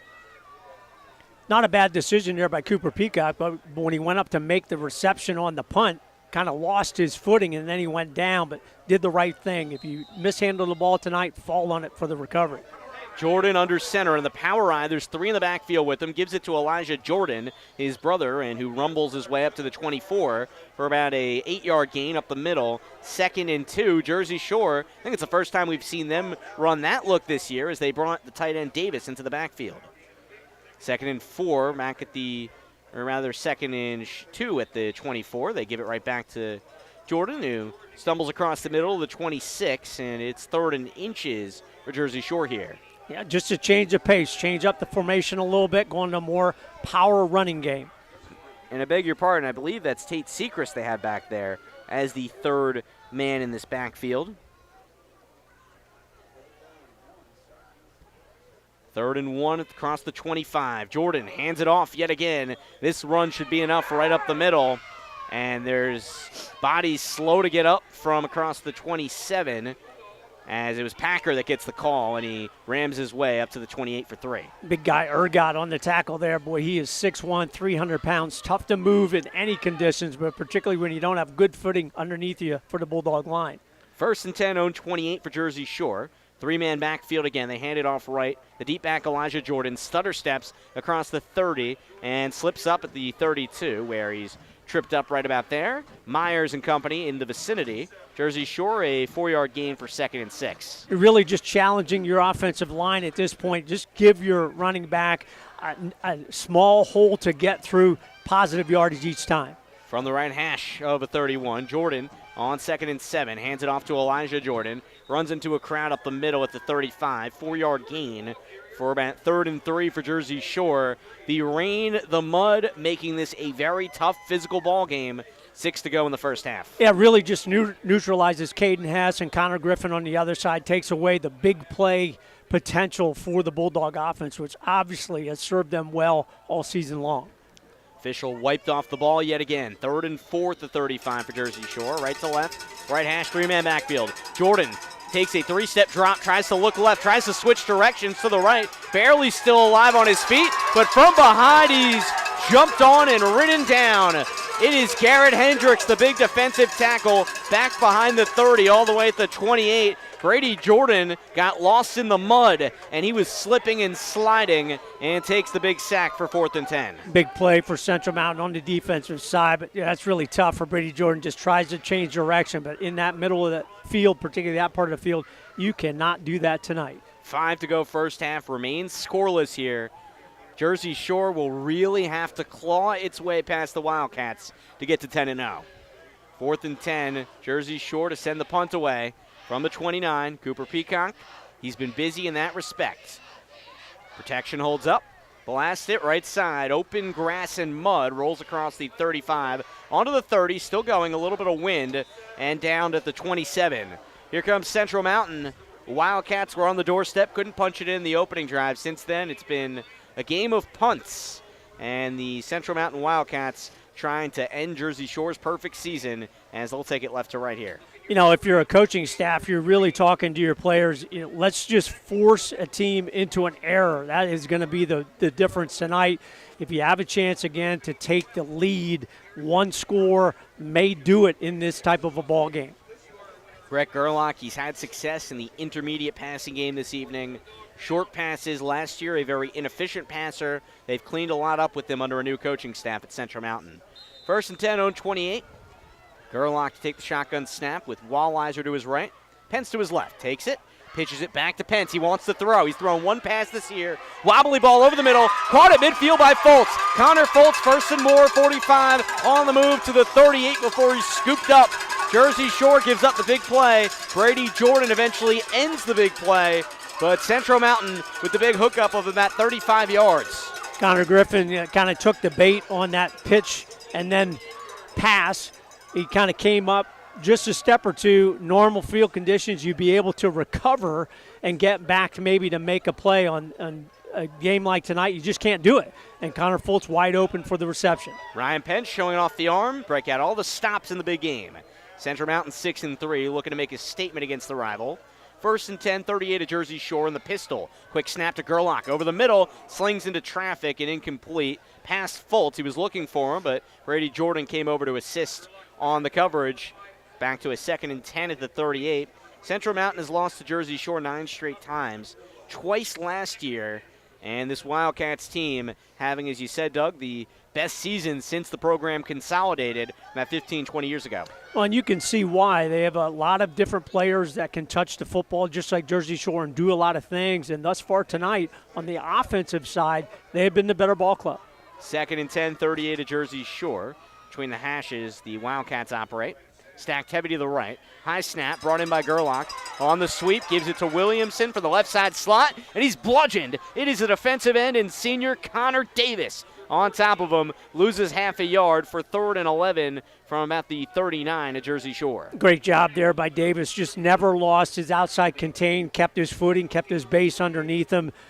Running back tried to make a move, but Davis right there for a good open field tackle.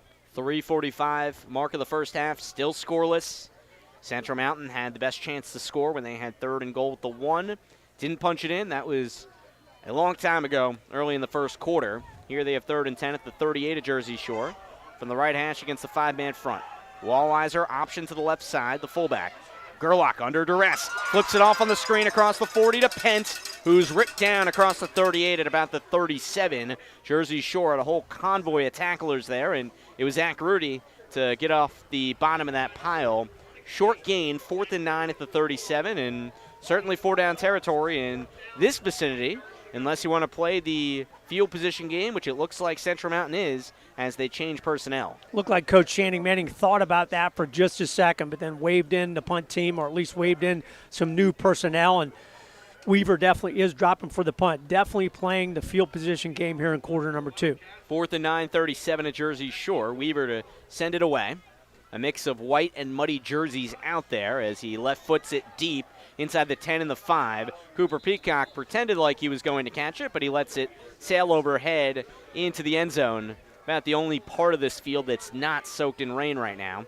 Jersey Shore to take it from its own 20 at the 2:37 mark of the first half. The fastest moving first half of Jersey Shore football we've had all year because there's been no points, only one timeout, And we'll see if the Bulldogs can execute the 2-minute drill here with 80 yards to go. It'd be great if the officials could get the ball out of the center of the field, but after a punt, that is where it's always going to start. 1st and 10, own 20. Amidst the eye, handoff, Elijah Jordan, he's got room right, 30, across the 30 to 32. He's pounced on the far side, but he picks up 12, and he has a first down. And tackle by the corner, Pence. Jersey Shore will look to the side for the play call. The officials taking longer than normal. They have to keep their footing as well, and that's been something that's hindered Jersey Shore. They like to move much faster than the pace they've been able to operate at tonight.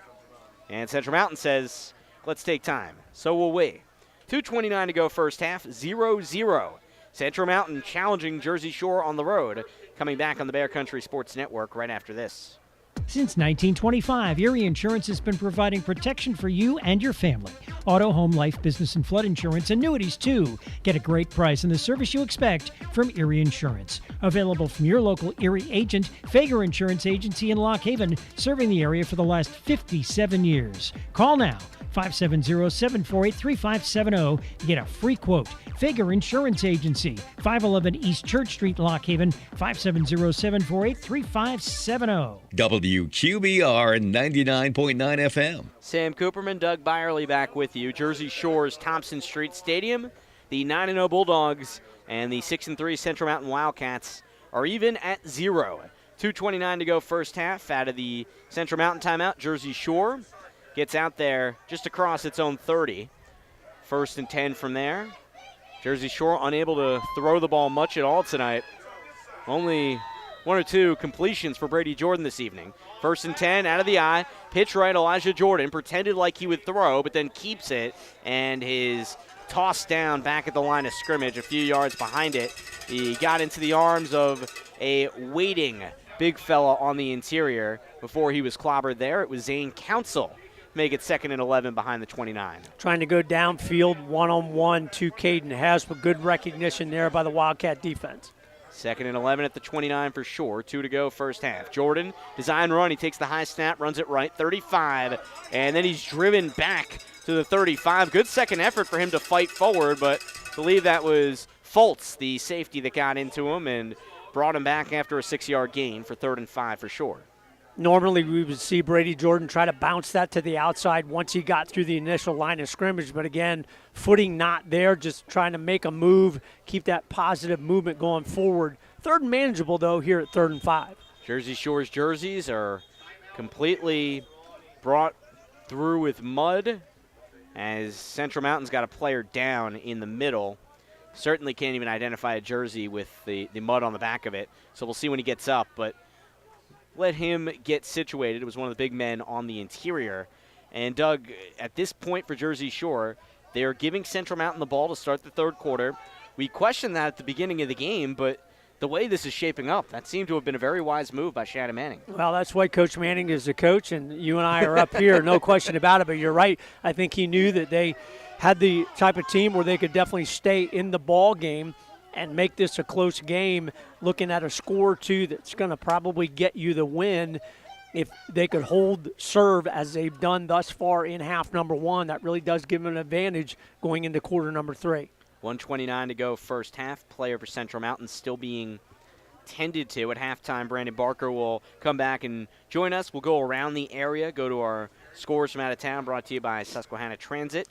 We'll look at a whole lot of different avenues and also look ahead to the playoffs. But right now, we're thinking about this game.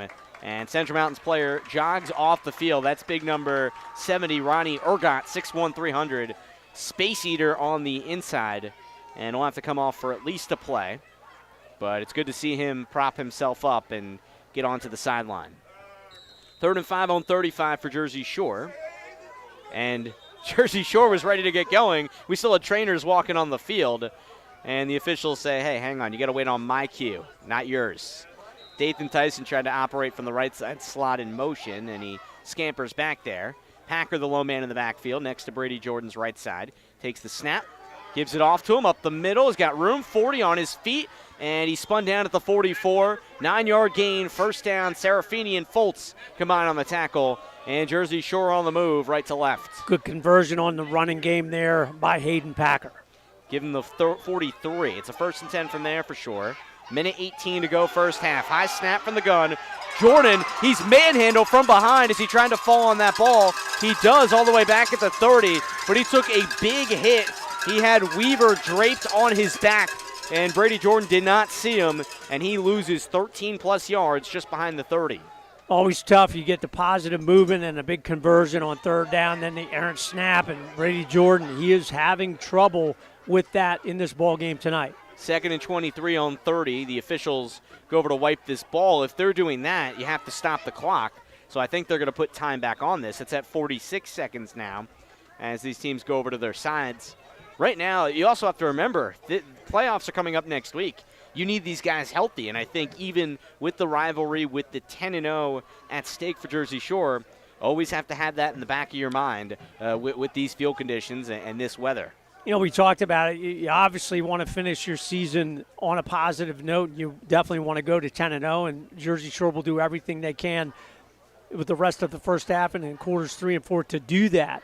If it doesn't go their way, you're right, Sam. They're thinking about something better, bigger and better at the end of this season. They want to get back to the state championship game, but the first part of that is your district playoffs. Very good district team that district playoffs that you and Brandon will talk about a little bit more at halftime. 2nd and 23 on 30 after the dust settles. Jersey Shore right to left. Minute 1 is what's on the clock. They had a crucial 15 seconds back on there. Bulldogs need to cover 70 yards, or at least close to it, in that time frame. Jordan to take it right to left in the shotgun, trips to the left. Caden Hess, the low man to the right, the all-state receiver. And Jersey Shore's growing impatient with the officials taking their time back there. I think he's writing in his journal back there. Puts it back in his pocket, and here we go. 2nd and 23 on 30. Snap to Jordan, gives it off to Packer, tries to run it left, twisted down, and dragged to the grass back of the 26. Big hit off the edge of the line. Tyler Weaver playing up, and he was ready for it. It's 3rd and longer for Jersey Shore. They give Packer the 27, and the Bulldogs head back to their side again with 48 to go here in the first half. Jersey Shore calls the timeout, Doug. They have 2 more of them still to work with, but now they're in dire straits here with 3rd and about 25 from their own 27. Oh, you would think you got to take a chance down the field. You always have a chance for a big play, no matter what, even though it hasn't happened thus tonight, or you have a chance where a player can't get out of the way, get an interference penalty. Just turn it around where you get a first down, even if you don't come up with a touchdown or a scoring play, where you can just have enough time to maybe have the chance to get the lead before halftime. 3rd and 25 is where it is. Jersey Shore breaks the huddle. The Bulldogs are playing defense to start the second half. 0-0 with Central Mountain. And 10-0 is at stake for Jersey Shore. Beyond that, nothing at stake, but only a rivalry and the chance to go 10-0. Nothing to see here. 3rd and 25 on 29 for the shotgun. Jordan swings it right and dragged back behind the 25. Jersey Shore tried to feed it out to Caden Hess to make something happen, but the All-State receiver was buried along the edge. Looked like they were maybe trying to set up a receiver pass for him there, and a timeout is called with 4th and 25, Central Mountain to take it. Central Mountain doing the correct thing, call the timeout, absolutely force Cooper Peacock and the Bulldogs to handle this punch snap and get it away, give your return man Pence a chance for a big play. 39 seconds to go in the first half, 0-0, and these teams head to their respective sides. Mentioned at halftime, Brandon Barker will hop on. We'll also have stats from this one, as Jersey Shore and Central Mountain have not picked up many yards between the two. This has been an eerie game here, Doug, just seeing these offenses stymied by this field and by this weather. And you have 2 local rivals playing a game that I'm sure a lot of folks that are older, remember a different era of football, are really enjoying. You know, listen to Steve Jones on his show this week, and he's talking about bad weather, rain. He said, you know, rain's not really the problem. The problem is either the wind, which isn't a big factor tonight, or your field conditions, which obviously is the factor tonight, really hindering the Bulldog offense thus far in the ball game. 4th and 31 on 24. Time to punt for Jersey Shore. Cooper Peacock with some protection out there to receive the Jared Palski long snap. It's clean, and he just avoids a couple oncoming Wildcats. Sends it to the 45 of Central Mountain. Ryan Pence makes a split decision to let it go, and that was not helpful as it rolls back to the 33, where it's downed over there. Jersey Shore plays defense here with just under 30 seconds to go in the first half. Central Mountain, no timeouts. They do get the ball to start the third. You imagine, Doug, they may just play a conservative here, but who knows? They took that timeout. No, I don't think they will, Sam. I think they took that timeout for a reason. I think they're pretty confident in Gerlach. He's shown the ability to throw the ball in these conditions, and their receivers have gotten open, and they want a chance for a big play, take all the momentum into halftime. Wind gusts picking up here. Not overly windy, but some strong gusts coming in the mountains. And Gerlach is in victory formation. He takes the knee. And it'll take us to halftime, and my reading on it was Central Mountain was using that timeout in case they blocked the punt to preserve some time on that end. But on this end, no chances taken from back near their own 30. Halftime on the horizon. Brandon Barker will hop on in Jersey Shore, and Central Mountain still yet to get the offense going. 0-0 here at Thompson Street Stadium. Halftime on the Bear right after this. It's the new look Jiffy Market. Brighter, remodeled with everything you need. The largest cooler full of cold drinks in the area. Slushies, candy, snacks, ice cream, your favorite treats, fresh fried, fresh made sandwiches too. And the Pennsylvania Skills games you love, plus Pennsylvania lottery tickets, an ATM, and so much more. Jiffy Market, everything you need in one place, across from the post office in downtown Jersey Shore. Shop today. Jiffy Market and Deli, always ready for you. Jiffy Market and Deli in Jersey Shore. Living in the countryside shouldn't mean that you had bad internet. That's why River Valley Internet has expanded our coverage again. River Valley Internet now covers much of Lock Haven, Jersey Shore, Avis, and the surrounding countryside. Call River Valley Internet today at 570-433-7070 or go to rivervalleyinternet.net. Lock Haven, Jersey Shore, Avis, and the surrounding countryside. Start enjoying internet service without taxes, fees, modem rentals, or rate increases from River Valley Internet. Finding the right Medicare plan may feel impossible, but now it's anything but. With Walgreens Find RX coverage tool, you can compare plans online, over the phone, or in person, making Medicare easier than ever. Easier than picking which true crime doc to watch, figuring out that Wi-Fi password, or putting the duvet cover back on. So if you can do those things, with Find RX coverage, you can definitely Medicare. Find the plan that's right for you by visiting walgreens.com/Medicare. Hollick's Coal and Fuel Oil Service offers volume discounts. A Jersey Shore fixture since 1915, a longtime supporter of Jersey Shore football coverage on the Bear Country Sports Network. Providing fast and reliable service to Linden, Jersey Shore, Avis, Woolwich, and Lock Haven. Hollick's has coal, heating oil, kerosene, mixed kerosene, and off-road diesel. 248 Locust Street, Jersey Shore. 570-398-1190.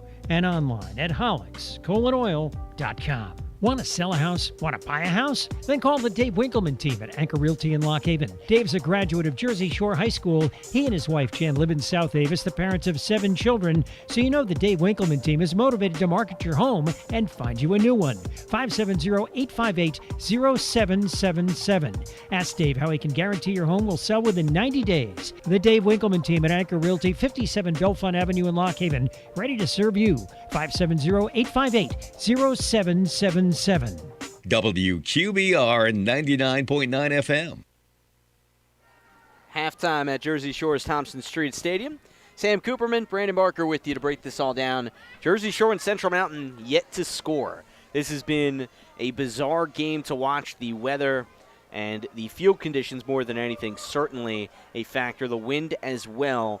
It feels like just under 50 degrees here. You have rain drenching this grass surface that was already pretty ripped up at this point in the season coming into things. And Jersey Shore and Central Mountain both held off the scoreboard. Brandon, what were your main takeaways from that first half? Well, the one takeaway was at least the field condition here. I mean, nobody's getting their footing anywhere. I mean, I thought Shore would have a little bit more advantage because they practice on this field every day. Well, not just this field in Pacific, but obviously you've watched the practices in that baseball field. It's a sloppy mess. I thought they'd be more conditioned with it, but it just goes to prove no matter what you play on, it's still very, very difficult. And the thing for sure is they've had some good running plays. They've had a couple where they've been able to break off. Hayden Packer broke off a couple, and Elijah Jordan, he's a couple steps away from breaking one in the distance. He had on down here when they had a possession down towards the left end zone, they kind of found a hole and burst up the middle, but I'll give credit to Central Mountain. They're doing a great job tackling these guys. They're going up, they're wrapping them up, they're making sure they don't break off. Brady Jordan hasn't had a spectacular night running the ball like usual. I mean, this is the game, if you're a fan, you want to see, and this could come down to the last possession in the game. Well, we'll talk about the stats. You interlude that with Brady Jordan. He had the 34-yard run, but it was called back on a hold. Aside from that, only one run of positive yardage, a 5-yard run. So Brady Jordan being held out of the running game after back-to-back weeks eclipsing 100 yards on the ground for the Shore quarterback. His brother Elijah, the most successful offensive player for Shore, 10 carries, 42 yards. Hayden Packer, the fullback, 8 for 27. Brady Jordan only a couple completions. He hit Caden Hess twice, 1 for 5 yards and a first down, and then -1 yard. So that's the kind of offense we're looking at in this game. Nothing to talk about in that respect. A couple tackles for loss for Zach Rooney and Connor Davis, both heavily involved on the defensive line. Cooper Peacock doing a nice job in terms of the defensive side of things. He had a pass tipped and a tackle for loss as well. So Jersey Shore really in a dogfight in this one, 0-0 against the Central Mountain Wildcats. We'll take a quick break, and then after this, we'll go around the area. Brandon, I know you've been looking at the scoreboard patiently. Can't wait to break that down with you. Jersey Shore 0, Central Mountain 0 on the Bear Country Sports Network. The best pizza in town, Domino's in Jersey Shore, with a full menu, including pizza, of course, chicken, pasta, sandwiches, breads and sides, desserts and drinks, plus the mix and match deal, the perfect combo deal, and the week-long carry-out deal, all available online at Domino's.com. Search Domino's Jersey Shore, delivery or carry-out. Open Sunday through Thursday, 10:30 a.m. to 11 p.m. Friday and Saturday till midnight. 570-398-7000. Domino's, 1138 Allegheny Street, Jersey Shore. Yellowstone, cable's #1 drama, returns exclusively on Paramount Network. Don't you die on me now. I like this. Don't. Oh my God. Fair, moral. Those are words men invented to scare and shame. About right or wrong. There's no such thing. One leader falls, another rises. That'll be the last thing you do. Yellowstone, the 2-hour season premiere event, tomorrow 8/7 Central, exclusively on Paramount Network. McMahon Ferguson and Associates Insurance Agency is your local Erie insurance agency. They handle your home, auto, commercial, and life insurance needs. Let's talk life insurance. If something happened to you, would your family be prepared? Let McMahon Ferguson and Associates craft the perfect life insurance policy for you. Call 570-398-4090 or visit 1020 Allegheny Street, Jersey Shore. McMahon Ferguson and Associates Erie Insurance Agency. It's the luxury location for your dog. Sweet Dreams Groom and Board on Sunrise Lane in Mill Hall. Grooming on site, air conditioning, and an outdoor playground.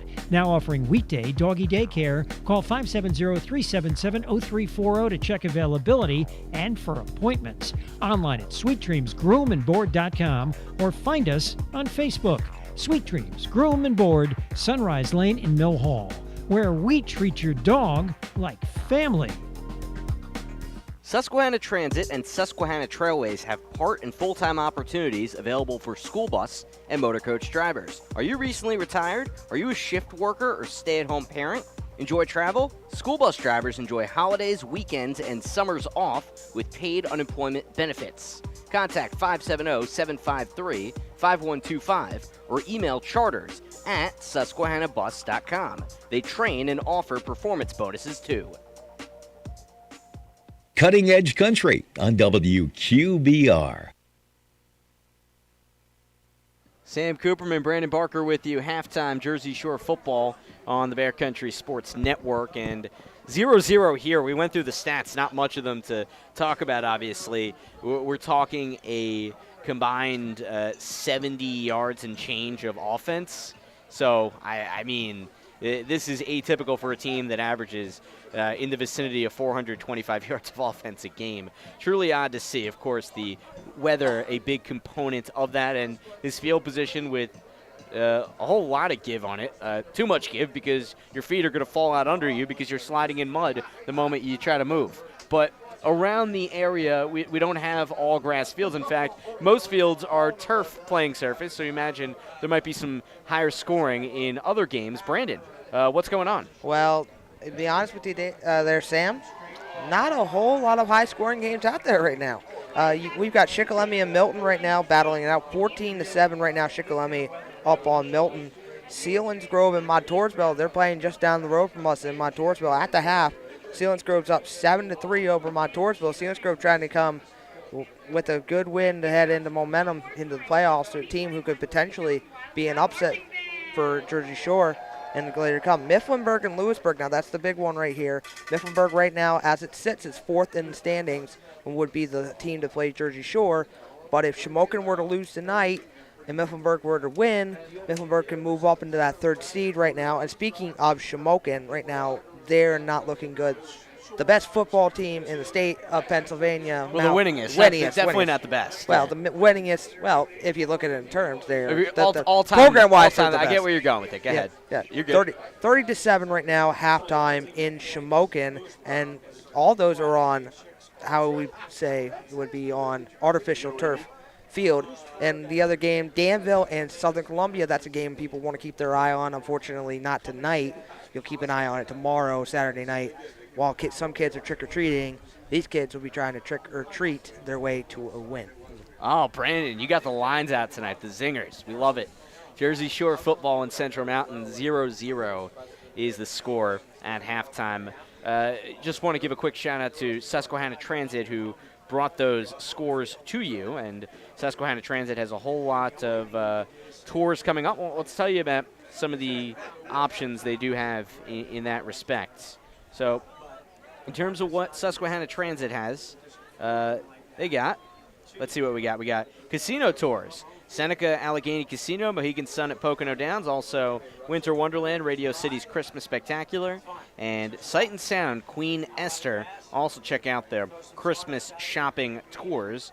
Go check them out in Avis or go online to SusquehannaBus.com. That's SUSQUEHANNA bus.com.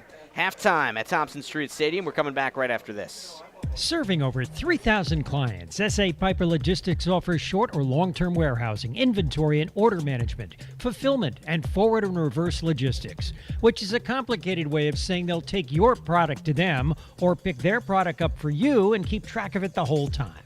And S.A. Piper offers e-commerce support. Find out more. Go to sapiperlogistics.com. That's sapiperlogistics.com. S.A. Piper Logistics, 820 East Bald Eagle Street, Lock Haven. First Quality in Lock Haven and McElhatton is recruiting new team members. Take advantage of stability and progression, new competitive wages, shift differential, bonuses, paid holidays, vacation, and a full benefits package. There are immediate openings in Lock Haven and McElhatton for production, maintenance, and warehouse positions. To apply, go online at firstquality.com/join us. That's firstquality.com/join us. First Quality is an equal opportunity employer. B.A. Mikesell is a local residential, commercial, and industrial electrical contractor. With over 10 years servicing North Central Pennsylvania, B.A. Mikesell has built relationships with home and business owners in Jersey Shore and beyond. Trust B.A. Mikesell's trained electricians for all of your electrical needs. Take advantage of their industry-leading warranties. Call 570-398-7837 today to find out more. B.A. Mikesell Electric, a proud supporter of Jersey Shore sports. The NFL, players, and clubs are committed to advancing social justice through work that reduces barriers to opportunity and creates progress in police-community relations, criminal justice reform, education, and economic advancement. Throughout the season, we'll be highlighting efforts across the league to inspire change in our communities and advance these issues. To learn more, visit NFL.com/inspire change. All the forecasts say this will be a harsh winter. That's why the time is now to buy a new gas pellet or wood stove from Terry's Colon Wood Stoves in Jersey Shore. Serving Bear Country for the last 42 years, new owner Kyle uses his education and many years of expertise to provide you with honest solutions and quality service. Terry's, place to go for American-made stoves from Quadra-Fire. Visit Terry's Colon Wood Stoves, Bastrop Street, Jersey Shore, 570-398-2199. Find them online, terryscolonwoodstoves.com. WQBR 99.9 FM. Sam Cooperman, Brandon Barker back with you at Jersey Shore's Thompson Street Stadium.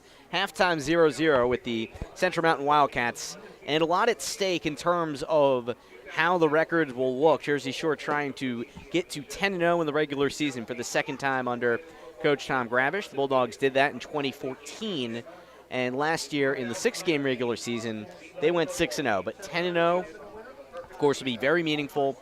But the district playoffs are next week. And, Brandon, we went through the potential options for who Jersey Shore could face. It sounds like more likely than not, with the way things are unfolding, it would be Shamokin, right? Right. The way things are folding, yes. But right now we're sitting at that score with Lewisburg and Mifflinburg right now. We need to keep our eye on that because there's still 0-0 at the half. Okay, Lewisburg can come in and win this game. It is not out of their reach. Mifflinburg can be upsetted. As of the way it looks right now, I'm seeing it going to be Shamokin, but I would not be shocked if Lewisburg doesn't get a big upset win here and try to bump. Because remember, Lewisburg's still in the hunt a little bit too. I don't know how the power rankings are going to go because Lewisburg had to reschedule their game against, and they played Loyalsock on Monday, this Monday before. So, I mean, it's a lot to go. But the way I see it, probably Shamokin and Mifflinburg in that 3 seed. And those are the two teams Shore played last year in the district. Selinsgrove would get the higher seeded team of those two, unless Lewisburg, of course, like you mentioned, can work their way into the mix. Halftime here, 0-0. The guys will come out in a moment for some stretching. In terms of the product on the field, Brandon, of course, no points, little to no offense. Central Mountain did get down to the one that one time. The block punt made that happen. How can Jersey Shore get itself on top of the went with a couple plays in the beginning of that, towards the end of the half.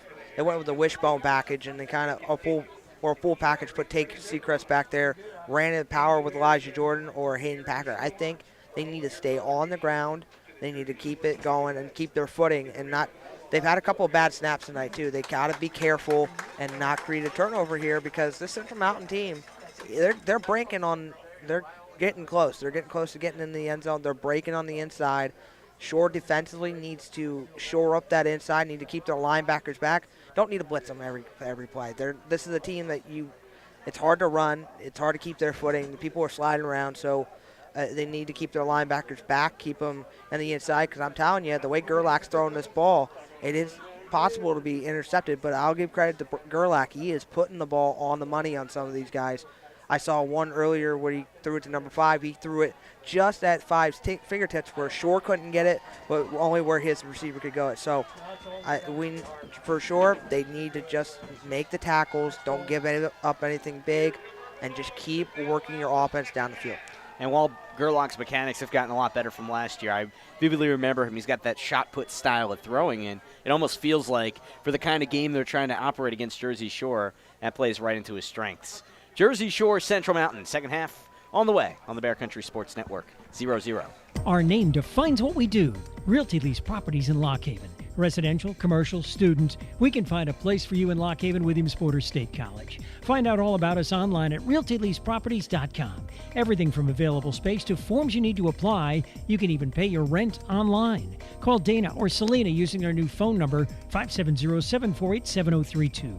Realty Lease Properties, East Main Street, downtown Lock Haven. Open weekdays 9 till 4. Start leasing today.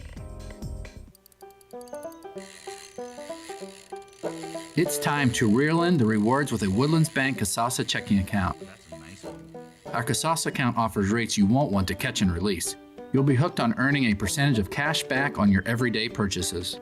When you're ready to cast into one of our most rewarding accounts, visit woodlandsbank.com, where you can securely and quickly open your account online today.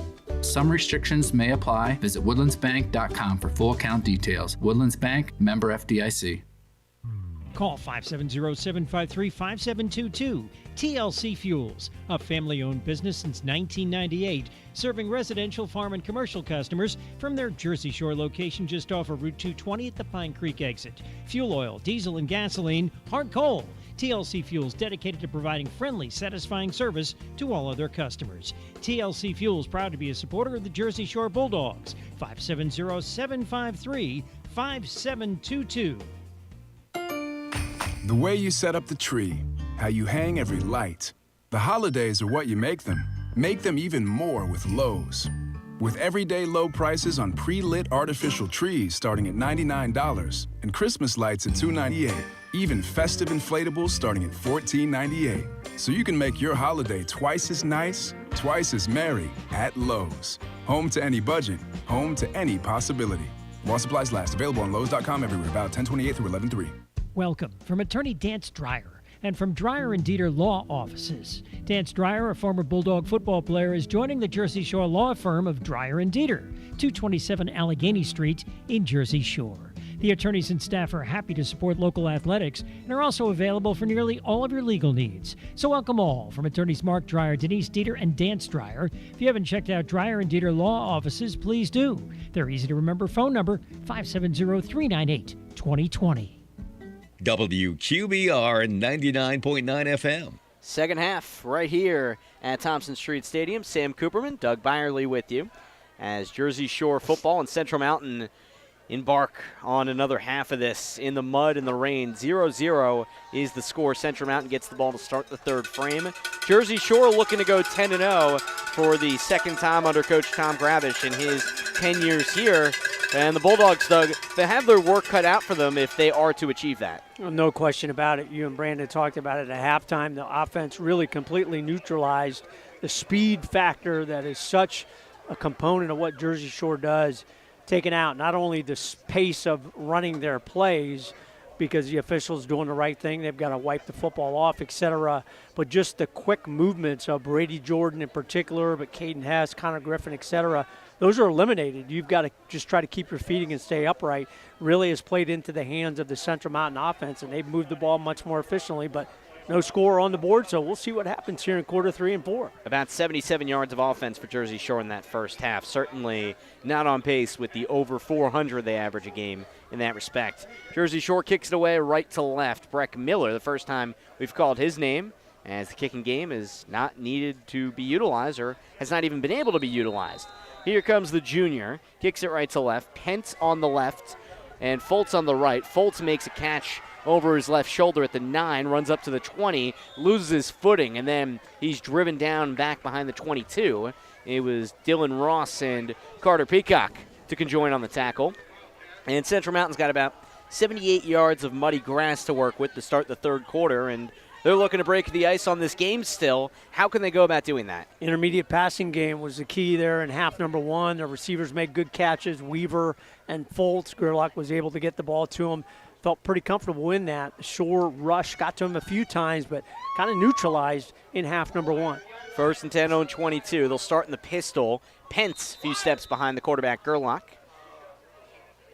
Weaver, the low man to the left, takes the snap, fakes the handoff, tries to find Weaver, locates him at the 30, and he's tumbled over at the 31. Tackle made by Connor Griffin, the corner, and that puts him just about half a yard shy of the line to gain, make it a 2nd and 1. Or no, they give him the full 10 up to about the 32, as Central Mountain moves the sticks.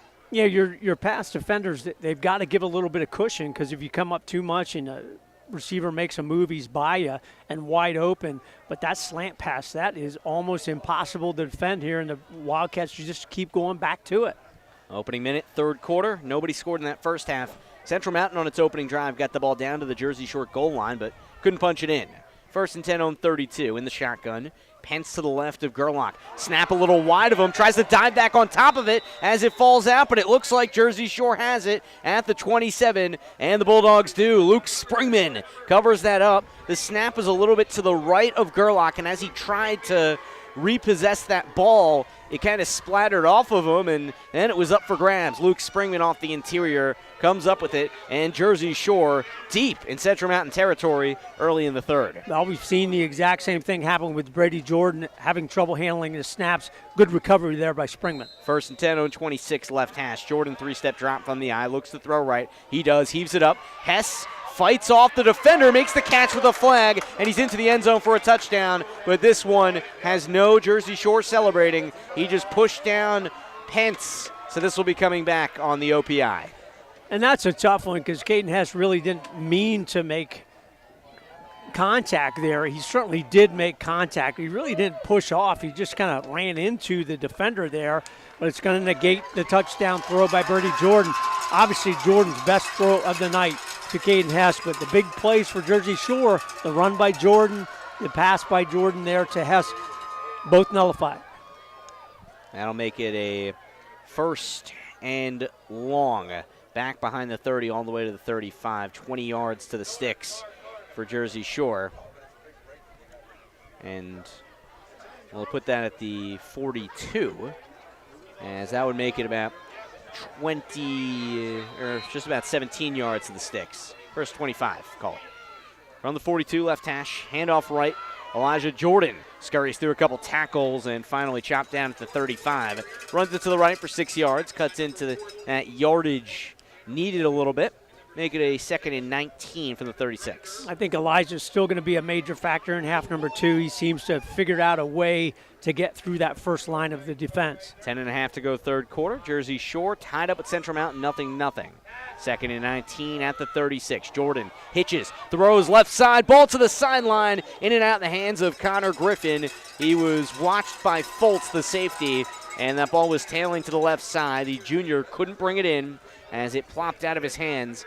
3rd and 19 at the 36. Jersey Shore operating right to left. Really good effort there by Connor Griffin. Almost came up with the catch along the sidelines. Jersey Shore trying to move a little quicker this half. Pace has been slowed by the muddy conditions. Right leg kick from Brady Jordan sends Cooper Peacock in motion right from the shotgun. Jordan rolls right, 3rd and long, over the middle, tipped, and goes into the arms of Hess inside the 15, and he runs right down the sideline into the end zone. It was a tip drill, and the All-State receiver handled it beautifully. 36 yards, Jersey Shore's on the board, 6-0. Well, Brady Jordan, he won't claim that that was his best pass because the defender was in the better position. But Caden Hess did the right thing, stayed in the mix there. Ball bounces off the defender's hands, and when Caden Hess has a chance to catch it, he normally will, gathers it in for the spectacular play. 8th touchdown grab of the year for the senior here on senior night. 6-0 Jersey Shore with 10:18 to go in the third.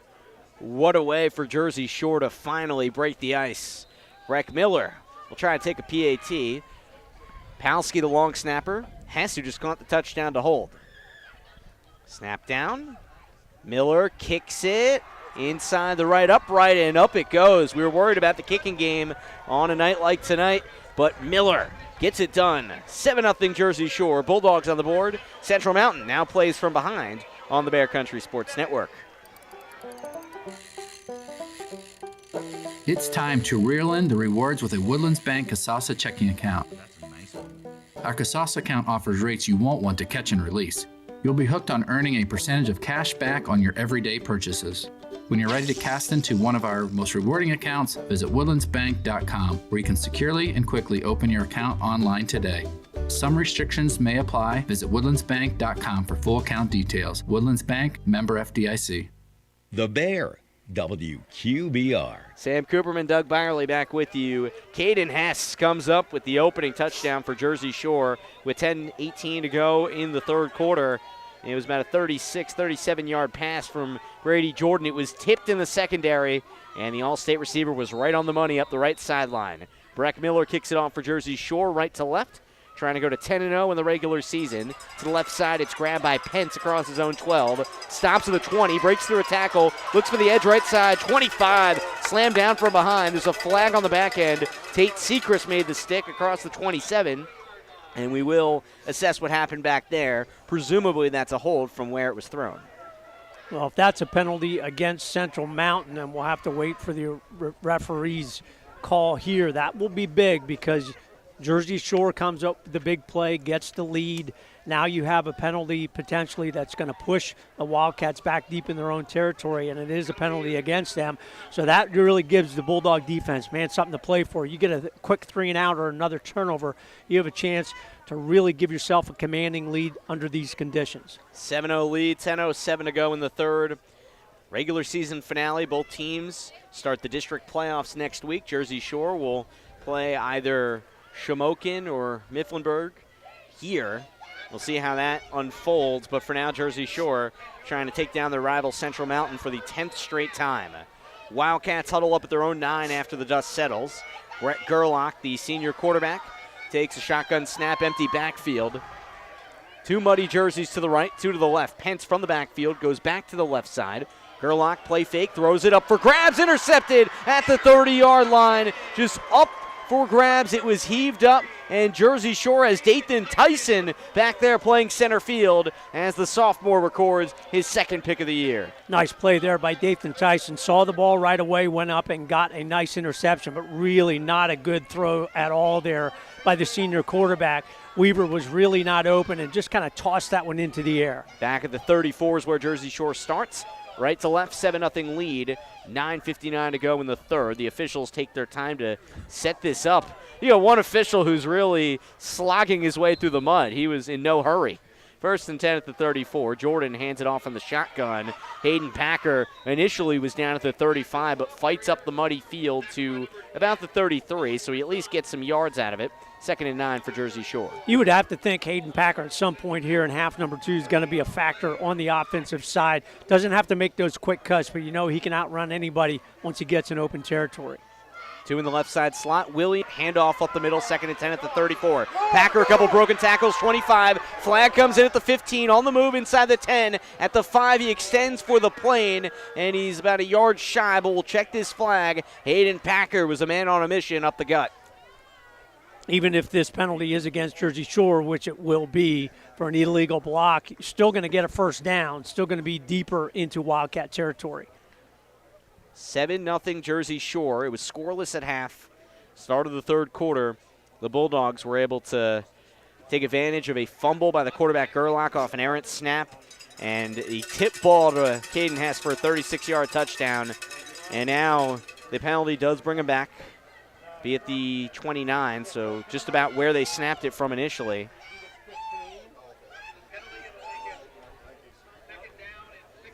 We'll call 6. Number 29 there. Snapped it from the 34 before. So they'll work it right to left here. They look to the sideline. Split them up 2 by 2. Caden Hess, who caught the touchdown, is on the right. 2nd and 6 against the 4-man front. Jordan bobbles the snap, runs it right, stumbles a bit in the mud, off balance, heaves it over the middle, and slings it incomplete. He was looking for Hess on the crossing route at the 25, but couldn't get it there. 3rd and 6 at the 29. Just so tough when you don't handle that initial snap perfectly and the ball's on the ground. You got to pick it up. You got to find out where your defenders are. Brady Jordan made a nice attempt there, saw that Caden Hess was momentarily open, but always difficult when you have that happen on the play. Hess all alone to the right. Williams, Peacock, and Griffin to the left. Handoff up the middle, and Packer tumbles forward across the 25 and to the 24. That's where they get him. And he's about a yard and a half shy of the line to gain. 4th and short for Jersey Shore, and no question about it, the Bulldogs change personnel, and they'll try to figure out a way to get across. Yeah, easy call here. Can't kick the field goal from that place on the field.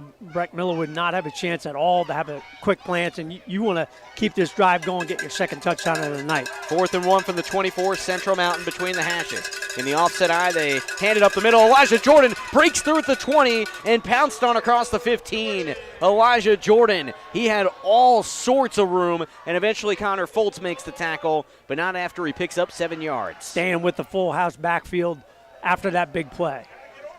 1st and 10 at the 15 to Central Mountain.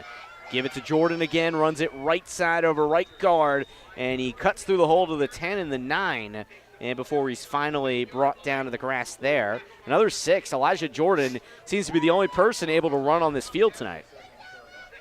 Full house backfield, gives him 2 blockers right in front, making holes. It's Tate Sechrist to the right, Hayden Packer to the left, and that's how Jersey Shore has its backfield line, and timeout. is taken by Central Mountain at the 8:16 mark here of the third. Doug, we'll keep it here for a moment. And in terms of this full house backfield, Jersey Shore, they've used it at times. Coach Tom Gravish doesn't really employ it all that often, but it seems like a night like tonight, it's necessary. Field conditions are dictating what you can and maybe want to do. You see that it can work. They used it a little bit there in the first half. Elijah Jordan behind the two big blockers in front of him. He's elusive to begin with, probably a little bit hard to see for that Central Mountain defense. So a good change of pace there for Coach Gravish and the coaching staff to put in that full house backfield for sure. Both him and his brother Brady listed at 6 foot on the roster, but that's the most generous giving of height I think I've ever seen on a roster. They're comfortably in the 5'6", 5'7" range. Some small guys, but very, very speedy guys. Elijah might end up at 6 foot at some point. He's still a freshman. He's still got some growing to do here, but you're right. No question about that. 2nd and 5, 9 to Central Mountain for Jersey Shore. Full house backfield again. Jersey Shore hands it off right. Elijah's got some room, is blocking in front of him, propels him to the 5, all the way down near the goal line. Stop him at the 2, maybe even the 1.5, as he picks up about 8 yards, and it'll be 1st and goal at the 1 for sure. 4 chances to pound it in, take a 2-score lead. 7-0 here. Under 8 to go in the third. They lead. Jordan gives it off. Packer gets a push from behind by Sechrist. Is he across? He is not. As they'll say, he's still a few inches shy. Hayden Packer falls to the grass, and he does not have a touchdown. 2nd and goal from inside the 1. Good initial push there by the Central Mountain defense. A big guy inside, Ergot. He is hard to move. 6'1", 300 pounds. Takes up a lot of space. Brady Jordan under center. He has 3 backs behind him to the right. Gives it to his brother Elijah. Oh, and he's caught, handcuffed, and thrown back. Jersey Shore runs right into an area where they should not have run, and he was gobbled up by the linebacker. It was Damian Galentine who brings him back for a few yards. It's 3rd and goal here from about the 2. Wouldn't be surprised to see Brady Jordan with a ball fake if he can handle the ball cleanly. Try and roll to the outside. Has a lot of territory on this left side of the field. Tom Gravish takes the timeout for Jersey Shore. 6:58 to go here in the third. 7-0 lead for the Bulldogs. Caden Hess caught the lone touchdown of this game not too long ago here in this third quarter. 10-0 at stake. Jersey Shore, Doug, it seems like they've changed a little bit here. They've been a team that's responded well coming out of halftime, and they've done so here in this one, and they've been aided by a couple Central Mountain turnovers. Absolutely, and Coach Gravish, he talked about that with you in your pregame interview. He said, we make a couple adjustments at halftime, let the guys know that the conditioning always is a factor in quarters 3 and 4, and nobody is going to out-condition this Jersey Shore team, and they really have responded all season long, particularly in the third quarter. Out of the timeout. 3rd and goal at the 3 for Jersey Shore. Right hash, they'll snap it. Bulldogs 9-0, beating Central Mountain 9 straight times.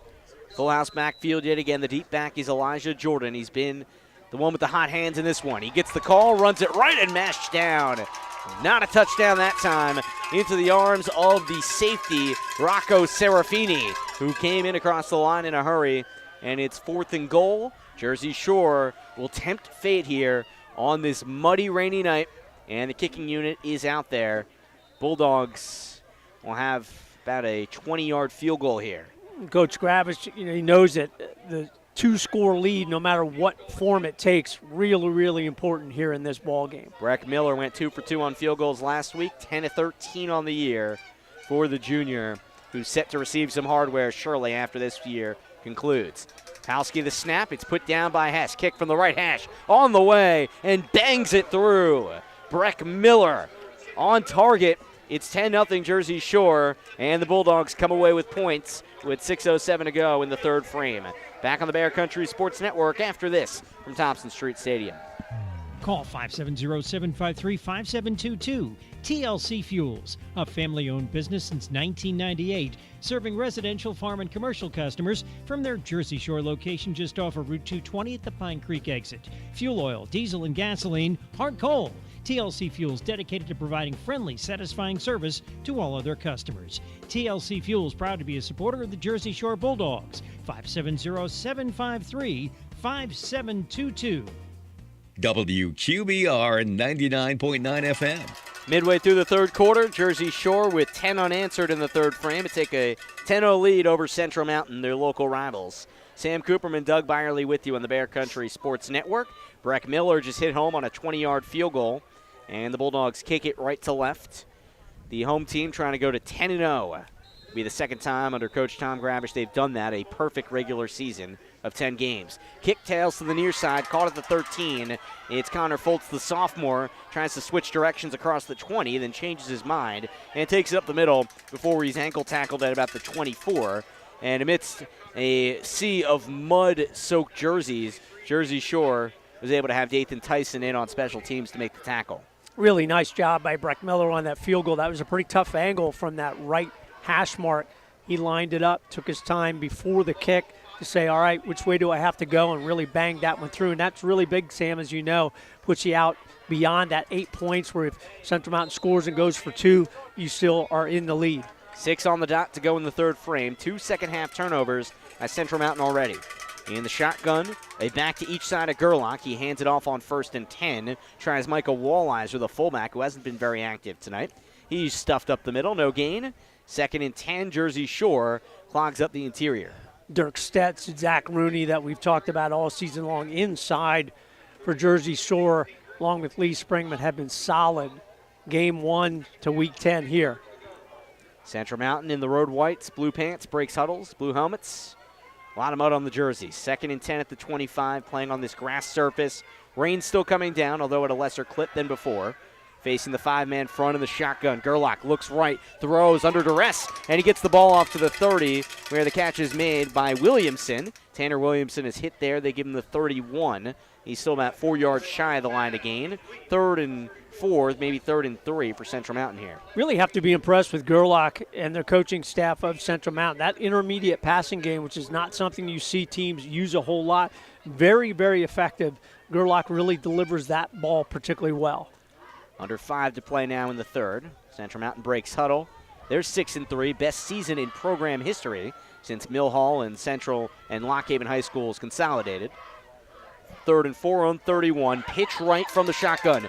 Pence stutter steps, tries to get the right edge, and he does not have it. No, he does not. Caden Hess, who has had all the big plays tonight for Jersey Shore just about, brings him down after only a 1-yard run to the 31 or so.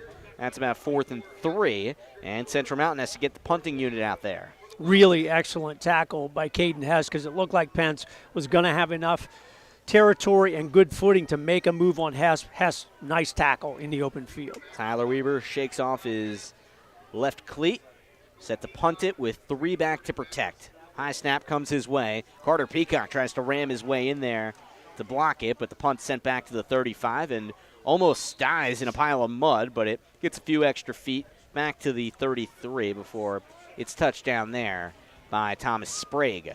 Jersey Shore right to left, 3:59 to go in the third.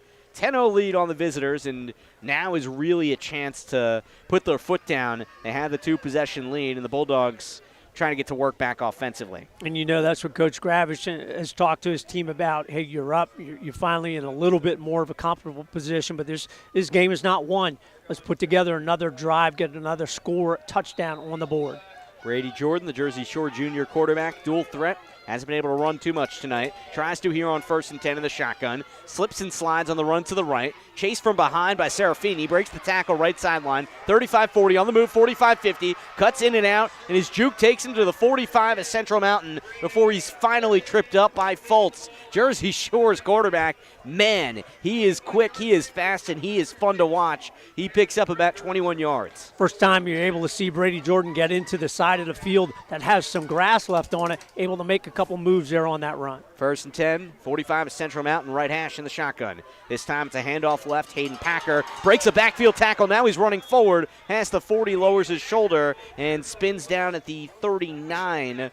Hayden Packer, he had guys on him in the backfield, but yards after contact for 5 to make it 2nd and 5. And Packer going to come out after that. Elijah Jordan coming in, just trying to shuffle in fresh legs on each play. Usually in the shotgun, when Shore's got one back, it's Hayden Packer, but they try Elijah Jordan to the right side.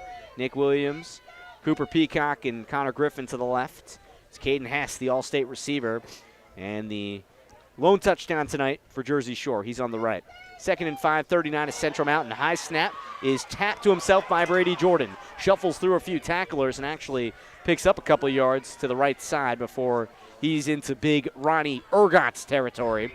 Eats him there for dinner, and he picks up a couple of yards. It's 3rd and 3. That's a heck of an acrobatic play there by Brady Jordan to turn almost a fumble into a couple positive yards.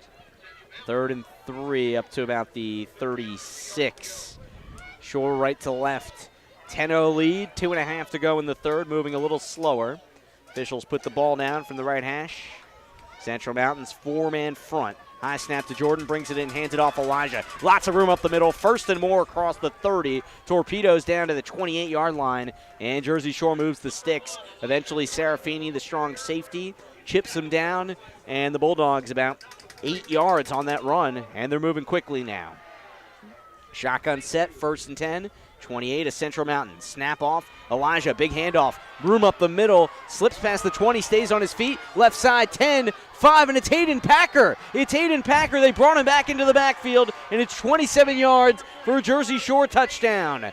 Just a quick breather for the junior, and he runs it in for the 14th time this year. 16-0 Jersey Shore. That's 16 on the board here in the third. Nice move on that run by Hayden Packer. Again, he's not a type of a running back that needs those quick rabbit-like moves, just kind of slides out there, and once he got in open territory, he is quick enough to outrun everybody. Did so. Nice touchdown run by Hayden Packer. You almost have to slow yourself down on this surface to get your bearings about you before you make your cut and turn. 27 yards. PAT to come from Breck Miller. Halski puts it down to Hess. Kick is up to the right and just squeaks inside the right upright. Breck Miller, couple PATs and a field goal. His kicking game has been no worries. 2:08 to go in the third quarter. Now Jersey Shore's got a 3-score lead on the visitors, and Central Mountain has a big road to climb here as the third quarter comes down to the home stretch. Back on the Bear Country Sports Network right after this. Susquehanna Transit and Susquehanna Trailways have part and full-time opportunities available for school bus and motor coach drivers. Are you recently retired? Are you a shift worker or stay-at-home parent? Enjoy travel? School bus drivers enjoy holidays, weekends, and summers off with paid unemployment benefits. Contact 570-753-5125 or email charters@susquehannabus.com. They train and offer performance bonuses too.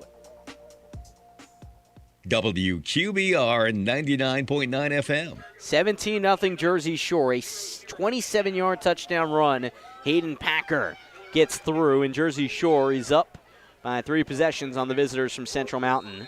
Sam Cooperman, Doug Byerly with you. Rainy end of the regular season. Breck Miller's kick leans to the 11, where it's picked up on a fly by Connor Foltz. Past the 20, 25 on the move, 30, and a little bit of a leg tackle brings him to the 35. And Breck Miller, the kicker, he's had just about a special teams tackle almost every game this year, and that was a big one because he had no reinforcements behind him. Really nice job there by Breck Miller. You know, you can tell he's a soccer player that's converted for the fall season at least to a football player, and he's enjoying it, participating in all phases of the special teams.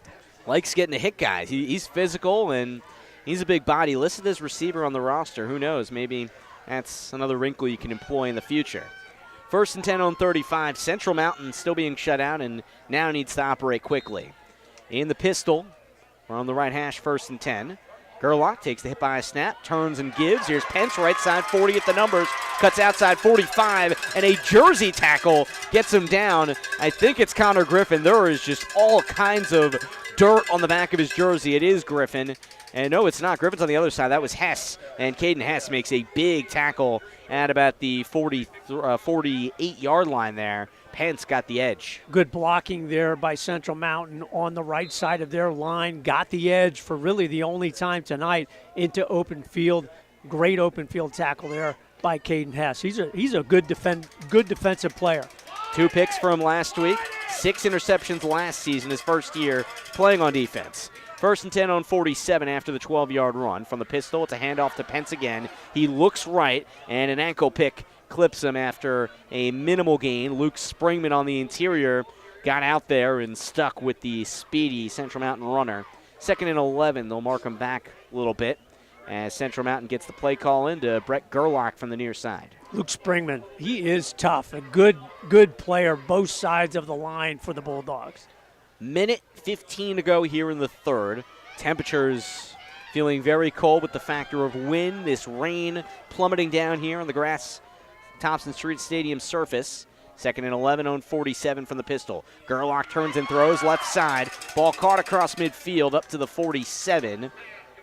And he gets it to Tyler Weaver, one of his favorite targets, and he hauls that in up to the 47, picks up about half the yards needed, 5 there to make it 3rd and 6. Solid tackle there by Connor Griffin. It's so tough on that slant pass, Gerlach to Weaver. That has been the bread and butter for the Central Mountain Wildcat passing game tonight. Jersey Shore brings in the extra DB, take Connor Davis off the field at DN. They move Carter Peacock up there from linebacker. The lone linebacker right now, Hayden Packer, playing up to the line, 5-man front. 3rd and 6 for Central Mountain at the 47. Lob over the middle. Weaver brings it in again, short of the sticks, as he catches it about the 42, 43. I know that was Fultz from the opposite side of the field. And Fultz hauls it in. It was Weaver. It was Weaver. My mistake. They said, there we go. We get the correction over there. Trust your instincts, they say. 4th and 2 across the 43, line against the 41. At some point, one of the defenders for Jersey Shore is going to jump that pass, take that one back to the house as the quarter ends. Quarter is done. 17-0 Jersey Shore. Bulldogs look poised to move to 10-0, and Central Mountain is trying to change that here as they have the ball just across midfield to begin the 4th frame. Back on the Bear Country Sports Network right after this. First Quality in Lock Haven and McElhatton is recruiting new team members. Take advantage of stability and progression, new competitive wages, shift differential, bonuses, paid holidays, vacation, and a full benefits package. There are immediate openings in Lock Haven and McElhatton for production, maintenance, and warehouse positions. To apply, go online at firstquality.com/join us. That's firstquality.com/join us. First Quality is an equal opportunity employer. The Bear, WQBR. It was 0-0 at halftime, and then Jersey Shore, the explosive Bulldogs offense, is rung up 17 on the visitors from Central Mountain here after 3. Sam Cooperman, Doug Byerly with you. Jersey Shore football looking to go to 10-0, playing on a muddy, rainy grass surface here on senior night. It's 4th and 2 for Central Mountain. They have it at the Jersey Shore 43. Need a little more like 1.5 yards here. They come out in the road whites, mud all over them. Brett Gerlach, the senior quarterback, has Ryan Pence behind him in the pistol. 3 wide set, 2 to the left. 4th and 2. He takes the hip-high snap, pulls it in, wants a throw. Left side, a one-arm grab by Weaver for a first down across the 35. Stays on his feet up the middle of the 30 and eventually plummets down at the 25. Jersey Shore gives up the 4th and 2. Cooper Peacock in there for the tackle. 17 yards, and Central Mountain is on the move. Weaver is a very good receiver. He has caught the ball all night long. That was a Caden Hess-like catch. Really one-handed, tucked it away. Big conversion, obviously, there for the Wildcats. And it's been, Doug, those intermediate passes, like you've said, that's what they've been able to do, and it works for them right there. 1st and 10, up to about the 25 for Central Mountain. Between the hashes, in the pistol, Gerlach takes the snap, turns and gives. Pence, he has a big running room left side, over left guard, smashes his way to the 20 before he's eventually leveled right about there. Jersey Shore's Hayden Packer, the All-State linebacker, gets his hands on him, but 2nd and 4 after the 6-yard gain. Really solid running play on first down there for Central Mountain. Got a good push up front, and then Pence made a nice move in the hole for the extra yardage. 11 and change to go here in the final quarter. Central Mountain with the loss would slip to 6-4, trying to beat Jersey Shore for the first time since 2012. 2nd and 4 at the 20, left hash. 3 wide. Gerlach from the pistol looks right, the strong side of the field, and he zips it in there across the 15. First down catch to Fultz out of the slot. He makes the diving grab across the 14-yard line, and Central Mountain moving closer to the goal line. Would love to see the D-backs of Jersey Shore just come up and kind of one-on-one, face-to-face, not allow the Central Mountain receivers to get that inside position to see what Gerlach would have to be forced to do. And Gerlach, he kind of shot puts it out of there. That's his release, and it's working well on a night like tonight. Jersey Shore stacks 5 on the line. They bring pressure. First and 10 at the 14 in the pistol. Gerlach gives it up. Pence with two hands. He got his hands on the ball, but he tumbles over at the 12. He was tripped up on that run to the right, picks up a couple of yards, and that makes it second and about 7. They give him the 11. Just like the last Jersey Shore drive, they can get a first down inside the 5, but Shore, they're looking for a big play, maybe a turnover here in this next couple of plays. Jersey Shore 17 points in the third quarter, 36-yard touchdown to Caden Hess, 27-yard touchdown run by Hayden Packer, and that was bridged by a 20-yard field goal by Breck Miller. Took advantage of 2 turnovers in that third. Second and 7 for Central Mountain. Shore 11, down 17-0 from the right hash. Gerlach heaves it up, left side, corner of the end zone, out of the back of the end zone, incomplete. Not even close. Tyler Weaver within 5 yards of the line. He was jockeying for a position with his counterpart, Connor Griffin, and he couldn't break free. Third and 7 at the 11 for the Wildcats. Just like you see so often at the college and pro level, they kind of want to throw a little fade to the corner, allow your offensive player to make a move and only allow them to have a chance to catch the football. Not a good throw there by Gerlach. Down at 9:47 here in the final frame. A win would put Jersey Shore at 10-0. A perfect regular season. Play clock is down to 5. Central Mountain still huddling up and Gerlach on the side, which presumably means they're aware and call a timeout. And they do. Third and 7 at the Jersey Shore 11 for the Central Mountain Wildcats. A chance to cut it to a 2-score game with just under 10 to go in this one. Doug Byerly, I turn to you and I ask you, okay, let's say Central Mountain does figure this out, punch it in, then what? How does Jersey Shore approach it at that point? And how can Central Mountain try to clamp down even more? Would be really interesting to see if the Wildcats can get a score here to get it to 17-7 or 17-8. Do they do something like an onside kick? I tell you, in this kind of field conditions, that wouldn't be a bad thing to do. Yeah, you're giving up some territory if Jersey Shore recovers, but you would really have a good chance for a recovery in this muck and mess in the middle of the field. This is the worst I have ever seen this field in all the years that I've been doing Jersey Shore ball games.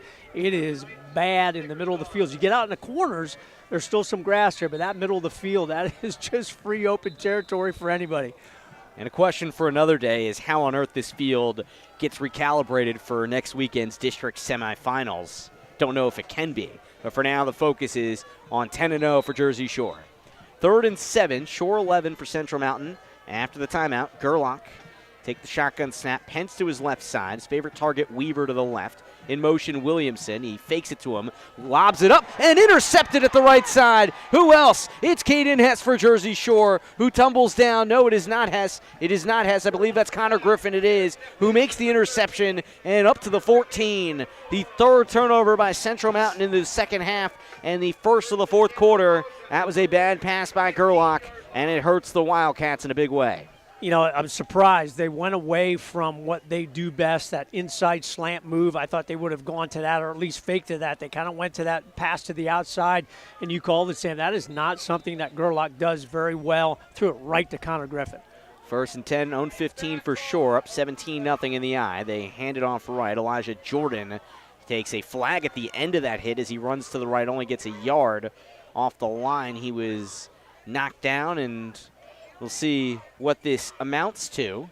I believe it's Michael Walliser that got on top of him, and it's a hold on Shore. Back up the Bulldogs 10 yards, and in this field position, Doug, we're talking about inside your own 5. Well, that's what we have talked about many times tonight, but when you're deep in your own territory, the ball is so slippery, you really just have to take care of the football. You don't want to give it right back to Central Mountain right on your doorstep. Just across the 5-yard line is where Jersey Shore has a first and 20. Deep in their own end, 17-0 lead here, trying to preserve this one and go to 10-0 to finish the regular season. First and 20 out of the eye. Give it to the deep back, Elijah Jordan. Off right tackle, tried to bounce back inside, but eventually stuffed up to the 10. It's Damian Galentine, the linebacker.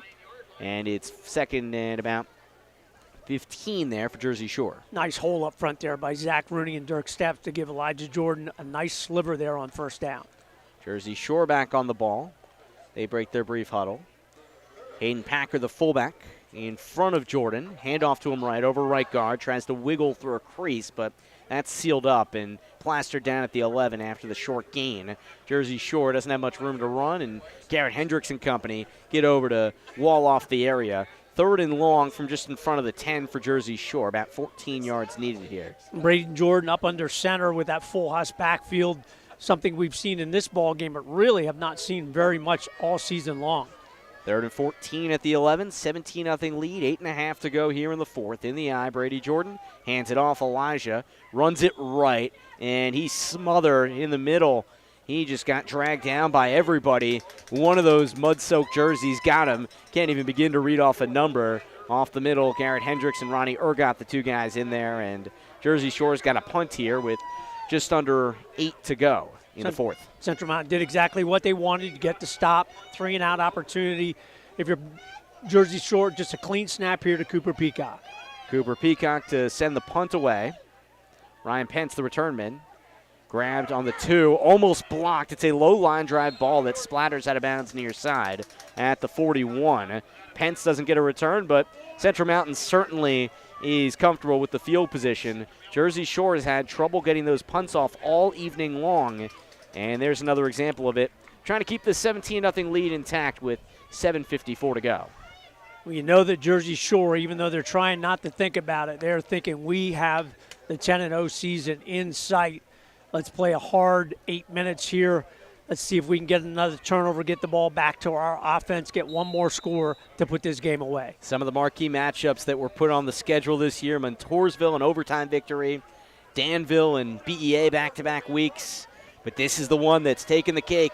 17-0 Shore. 1st and 10, 40 ashore for Central Mountain out of the pistol. Handoff to Pence, and an ankle pick by Carter Peacock slows him up before he falls down back at the line of scrimmage. No gain, 2nd and 10. Jersey Shore trying to beat Central Mountain for a 10th consecutive time. Carter Peacock has really done a super job all night long, timing the snap, got beyond the tackle and able to get that ankle pick from the backside for the tackle. 2nd and 10 at the 40, 7.5 to go. Central Mountain still looking to get on the board. They had it scoreless at half, but gave up 17 unanswered in the 3rd frame, and they've turned it over 3 times since halftime. 2nd and 10 for the Brett Gerlach-led offense to take it from the shotgun. Tyler Weaver, the lone receiver, to the left. Walleyes, the fullback, standing flexed left of the line of scrimmage. 2 wide to the right. Gerlach, couple claps. High snap, heaves it left side. Short pass to the 35, and then a couple more steps for Weaver to the 33 before Packer and Griffin can join on the tackle. About 7 yards for 3rd and 3 for the Wildcats. Tyler Weaver's going to end up with a pretty big night. A lot of receptions, not a whole lot of yardage, but he's been effective in the passing game. He's been one of the more effective receivers that we've seen all season long. Him and Carson Persing probably the two that have had the best games against Jersey Shore. It's tough for these opposing quarterbacks under that 5-2 front. Heavy pressure every time Alex Jackson rushes them. 3rd and 4 to 34 in the pistol for Central Mountain. Left hash, snap a little wide. Turn and give to Pence. Slides left side, and he's got nowhere to go. He is just absolutely smushed. And Zach Rooney got off his spot and gets to him. Lose about a yard to the 35. 4th and 5 for Central Mountain here with 6 to go, down 17-0. I think Zach Rooney's mom's going to have to wash that uniform about 4 times to get all of that dirt out. He's really played a solid game, not only tonight. Zach Rooney's been the stalwart inside for the Bulldogs all season long. A lot of laundry that's going to take lots of manpower to finish off after this game. 4th and 5 at the 35 at Jersey Shore for Central Mountain. Snap a little low, picked up by Gerlach. Pumps once, unleashes left side, and out of play to nobody in particular. He had Luke Springman in his grill immediately, and Gerlach just had to avoid throwing it to the other team at that point as the Wildcats turn it over on downs. 5:40 to go here in the 4th, and Jersey Shore still has to finish the job, but can start to smell it a little bit. We're getting close, and now the Bulldogs just need a successful drive here. That's all they're looking for. Take care of the football, run the football for first downs if you can, time this one out. 1st and 10 on 35, right hash in the shotgun for Shore. Against the 4-3 defense, Brady Jordan takes the quick snap, Gives it off to Hayden Packer, runs it left side over left guard, 45, turns the corner left at midfield. Up the left sideline, 45-40, has defenders dragging behind him, and finally slows up in front of the 35-yard line. Big run for Hayden Packer. He picks up a massive gain, as that's about 30 yards for the junior fullback. He's become a very, very solid and effective running back. Obviously, defense is his forte, going to be all-state again this season. But from the running game, Hayden Packer can get it done. 14 touchdowns this year, including one tonight. Give him 32 on that run. 1st and 10 at the 33 of Central Mountain. They bring in an extra back as Cooper Peacock was in motion. Hand off to Packer left side, and doesn't get very far, only the 31 before he tumbles down there. A couple of yards for 2nd and 8 for Jersey Shore. At 4:45 to go, and now the Bulldogs slow up the pace a little bit. No reason to hurry. Just get the play from the sidelines. Let that clock run down. Brady Jordan's been good at that all season long. You can obviously see the play clock right in the end zone of East 1. Let it run down till you have to snap the football. All-State Caden Hess, the receiver to the right, in this 4-wide Jersey Shore shotgun set, but Central Mountain senses that Jersey Shore is in the business of trying to prolong this clock and get the play clock all the way down. They take a timeout to preserve time. That's the last one for the visitors. 2nd and 7 at the 30 for Jersey Shore. 4:23 to go here in the 4th frame. After the game, we will take you through post-game, have our stats, our Domino's 3 stars of the game, and we'll tell you about the out-of-town scores. Brandon Barker will be back on, and we look forward to talking about the road ahead because season's just getting started as far as both of these teams are concerned as they head into the district playoffs. But, Doug, the second half turnaround for Jersey Shore. We saw a team that almost got behind early in the game. They kept it at 0-0, but they've responded well here. They really have, and they've done that all season long. The third quarter has been their special quarter to put teams away, and they certainly have done that tonight. But it'll be easy to forget that stop on defense inside the 5-yard line early in the ballgame that would have given Central Mountain an early lead. Came after a blocked punt by the Wildcats. Jersey Shore prevailed. 2nd and 7, Central Mountain 30 for Shore. Left hash in the shotgun. Jordan, after some pre-snap motion, keeps it himself up the middle past the 30 with guys tugging at his legs. Extends that ball to about the 27 as he picks up another 3 yards or so. As Galentine, the linebacker, gets on top of him. 3rd and 4 for Jersey Shore here. 4-down territory here. You're not going to punt it away. Just looking to get first downs, keep the clock rolling. Under 4 to play, 17-0 lead here on the visitors. From the left hash, the shotgun snap. Handoff to Hayden Packer. Hole clogged up to the left side, and he couldn't bounce it out. Loses a couple yards back to the 29. The big man, Ronnie Ergot, on top of him. It's 4th and 5 from there for Jersey Shore, and as you mentioned, Doug, they'll just wait on this clock a little bit. That can roll down to about 3:10 if they want it to, and then Jersey Shore can figure this thing out as they have a 17-0 lead. Clock stopped for a minute so the officials could wipe the ball off, and now it's rolling. And the fast, high-octane Jersey Shore offense taking all the time in the world. Now Jordan kicks his left leg, ready to go. From the left slot, Cooper Peacock rolls right. Jordan hit as he throws up the left sideline into the arms of his target, and it's Connor Griffin who hauls it in for a 28-yard touchdown. That play kind of developed in slow motion. Brady Jordan's 2nd touchdown pass of the night, and that about puts this one on ice. 23-0 Shore. That is a good throw by Brady Jordan in the rain and muck right onto the hands of his receiver for the score, and does put this ball game in the books for the Bulldogs. And to see Caden Hess's celebration after that touchdown was really cool. He was pumped up. 23-0. Breck Miller try and go a perfect 3 for 3 on PATs tonight. Palski to snap it. He does. Hess holds it. And this is the most perfect extra point he's had all night. Right through the sticks. 24-0 Jersey Shore. 10-0 seems about 3:13 away. Central Mountain, another possession here. We'll see if the Wildcats can get on the board. But Jersey Shore looks to have taken care of business in this second half. 24 unanswered. Back on the Bear Country Sports Network right after this from Thompson Street Stadium. McMahon, Ferguson & Associates Insurance Agency is your local Erie insurance agency. They handle your home, auto, commercial, and life insurance needs. Let's talk life insurance. If something happened to you, would your family be prepared? Let McMahon, Ferguson, and Associates craft the perfect life insurance policy for you. Call 570-398-4090 or visit 1020 Allegheny Street, Jersey Shore. McMahon, Ferguson, and Associates, Erie Insurance Agency. Cutting Edge Country, WQBR, Avis Williamsport State College, 99.9 FM. Sam Cooperman, Doug Byerly with you. Fourth quarter, down to 3:13. Jersey Shore gets a 28-yard touchdown pass. Jordan to Griffin. Kickoff left to right. It's sent up to the middle where it's picked off at the 15 by Fultz. On the move, cutting left at the 20, and dragged down by Carter Peacock, the senior, one of 6 for Jersey Shore on senior night, across the 21. 3:07 to go. Central Mountain gets one last gasp here, and out of timeouts, still yet to score. 24 unanswered for Jersey Shore in the second half. You know, if you're the Bulldogs, you just want to close this out with a shutout over your rivalry team, Central Mountain.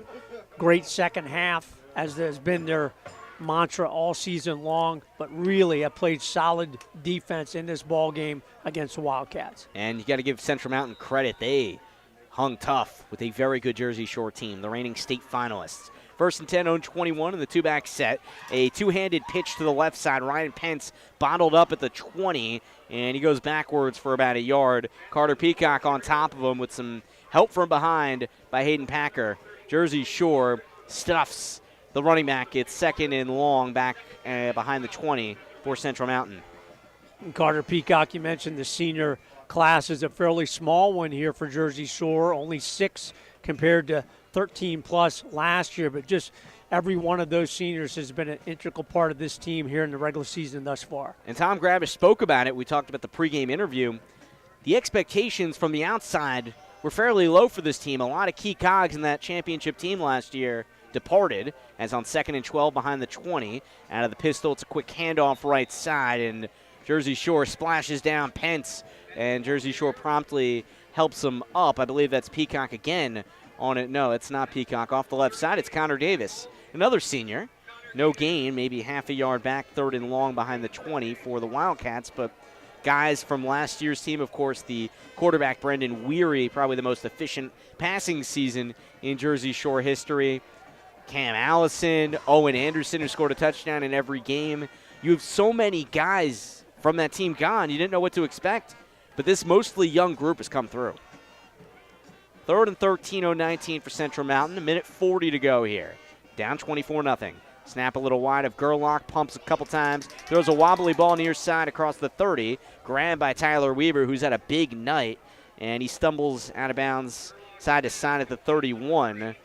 And that puts him just a little bit shy of the sticks, 4th and short, with 1:15 to go. Wouldn't be surprised if Tyler Weaver ends up double figures in catches. Very, very effective receiver we talked about a couple minutes ago. That was a good throw there by Gerlach. Coming into the game, he's second on the team in receiving touchdowns, every receiving stat, and he's been the go-to guy tonight underneath. Under a minute to go, Central Mountain breaks huddle. 4th and 2 on 30. They do go for it. They spread the receivers out to each side. Gerlach, designed run, tries to barge his way right side, and from behind, taken down, does not get there. He's a little shy. We have not seen many design runs tonight for Gerlach, and he gets stuffed. But I think they give it to him. I guess they say just enough. Just enough for Gerlach, so he gets the 2 he needs. And again, another play or two here with under 45 seconds to go. And Sam, what a surprise. It's raining and heavy again. I'd venture to say it's going to keep raining tonight. 24-0 Jersey Shore. I mean, this weather has been quite dreary. Both teams have played through it, and Jersey Shore has responded to the challenge. 1st and 10 on 32 for Central Mountain. Snap to Gerlach from the gun. Flings it left side of the sideline. A bobbling catch made by Michael Walliser. Nicely done by the fullback as he straddles the sideline for 3 yards to the 35. Clock stops at 23 seconds. Makes it a 2nd and about 7 here for Central Mountain with 23 seconds to go. And Jersey Shore is less than half a minute away from going to 10-0. This will be the second time under Tom Gravish they've done that. A lot of work still ahead, but a regular season without a loss, a big milestone. At the 35, snap low in the ground. Let's see if Shore's on top of it. I believe the Bulldogs do recover it. They signal as such. And listen, let's see who's got this ball. That's Hayden Packer who's got the ball. I believe he was the one to recover it, Doug. He definitely was. Blitz up the middle, Hayden Packer and Carter Peacock. Now finally Cooper Peacock and a few. They're celebrating knowing that they are 10-0 for the Bulldogs. It's a wrap. Tom Gravish and company jog out onto the field. Jersey Shore has played 10 regular season games, and they've not lost a single one. The Bulldogs beat the Central Mountain Wildcats 24-0 on a rainy, mudding surface tonight here at Thompson Street Stadium. Post-game on tap, Brandon Barker will join me. We'll go through the stats, the 3 stars of the game, and tell you about the road ahead because district playoffs are coming up next week. This season is just getting started. Post-game on the Bear right after this. A 31-year record of trust. Barry Enders Construction in Jersey Shore. Remodeling, new construction, everything from small jobs to new houses. Working throughout Bear Country, Barry can build or remodel anything you need. Bathrooms, kitchens, garages, decks, additions. He can add value to your home with insulation and new siding. Make the move you've always wanted to create the living space you've dreamed of. Call Barry Enders Construction today. 570-218-7713. Barry Enders Construction, Jersey Shore. Liberty Mutual Insurance Company presents and Doug. And we're back with Limu, Emu, and Doug for the final question. Category is things you climb. All right, Limu, what do you think? You sure? We're going with Liberty Mutual customizes your car insurance so you only pay for what you need. Oh, so close. We were looking for stairs. Huh. Only pay for what you need. Liberty, liberty, liberty, liberty. Keep your property clean with help from Dyroff, stump grinding, and more. It's one thing to have your trees taken down, but most arborists leave the stump behind. That's when you should call 570-916-0052. Talk to Sean Dyroff. He'll return your call within 24 hours, visit and offer a free estimate, then grind down your stump, leaving the mulch or disposing of it, your choice. What's the and more? Lawn care and snow plowing. Fully insured, Dyroff stump grinding and more. 570-916-0052. PA contractor number 176-4746. Orangutans. They're beautiful, playful, and majestic, and disappearing. Every day, as many as 20 orangutans vanish. They starve to death when their homes are destroyed, or are killed when they stray into villages in search of food. International Animal Rescue is fighting for the survival of the critically endangered orangutan. But we can't do it without you. Please visit internationalanimalrescue.org and help us save orangutans before it's too late. That's internationalanimalrescue.org. The best pizza in town, Domino's in Jersey Shore, with a full menu, including pizza, of course, chicken, pasta, sandwiches, breads and sides, desserts, and drinks, plus the mix and match deal, the perfect combo deal, and the week-long carry-out deal, all available online at Domino's.com. Search Domino's Jersey Shore, delivery or carry-out. Open Sunday through Thursday, 10:30 a.m. to 11 p.m. Friday and Saturday till midnight. 570-398-7000. Domino's, 1138 Allegheny Street, Jersey Shore. Cutting Edge Country on WQBR. 24-0, Jersey Shore wins it. The Bulldogs have a 10-0 team for the second time under Coach Tom Gravish's reign here at Thompson Street Stadium. Sam Cooperman, Brandon Barker with you post-game, and we'll give you the stats in a few moments. Jersey Shore wins this game by scoring 24 unanswered in the second half, Brandon. How did they do it? Well, they did it by running the ball, like I said. They ran the ball as much as they could. Hayden Packer had a stellar second half. So did Elijah Jordan. They found the holes where they were and kind of just pounded it down Central Mountain's throat. Not only that, but a spectacular catch by Caden Hess. The way the concentration to haul it in after it got tipped and run into the end zone for a touchdown.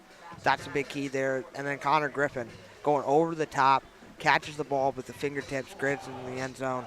Those are the two just big plays is what won this game for Jersey Shore, and great defensive pursuit. They fixed the mistakes they made last week.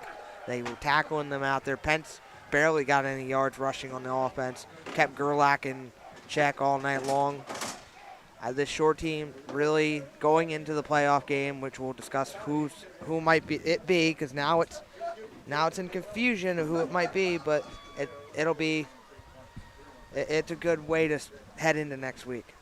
Jersey Shore with the victory, 24-0 is the final score. And we'll take a look at these stats right now.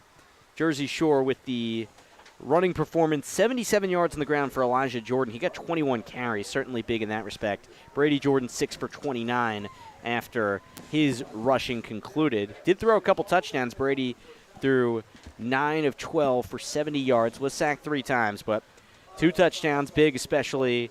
2 of his last 3 passes went for touchdowns, so you got to certainly give him that respect in that regard. Connor Griffin caught the last one, 28 yards. Caden Hess caught the first one. He got 3 for 41 on the night, 1 for 28 from Connor. And again, that not a big offensive night, obviously. The rain, the mud, hindering this Jersey Shore attack. But the Bulldogs get the job done. Hayden Packer also running it in.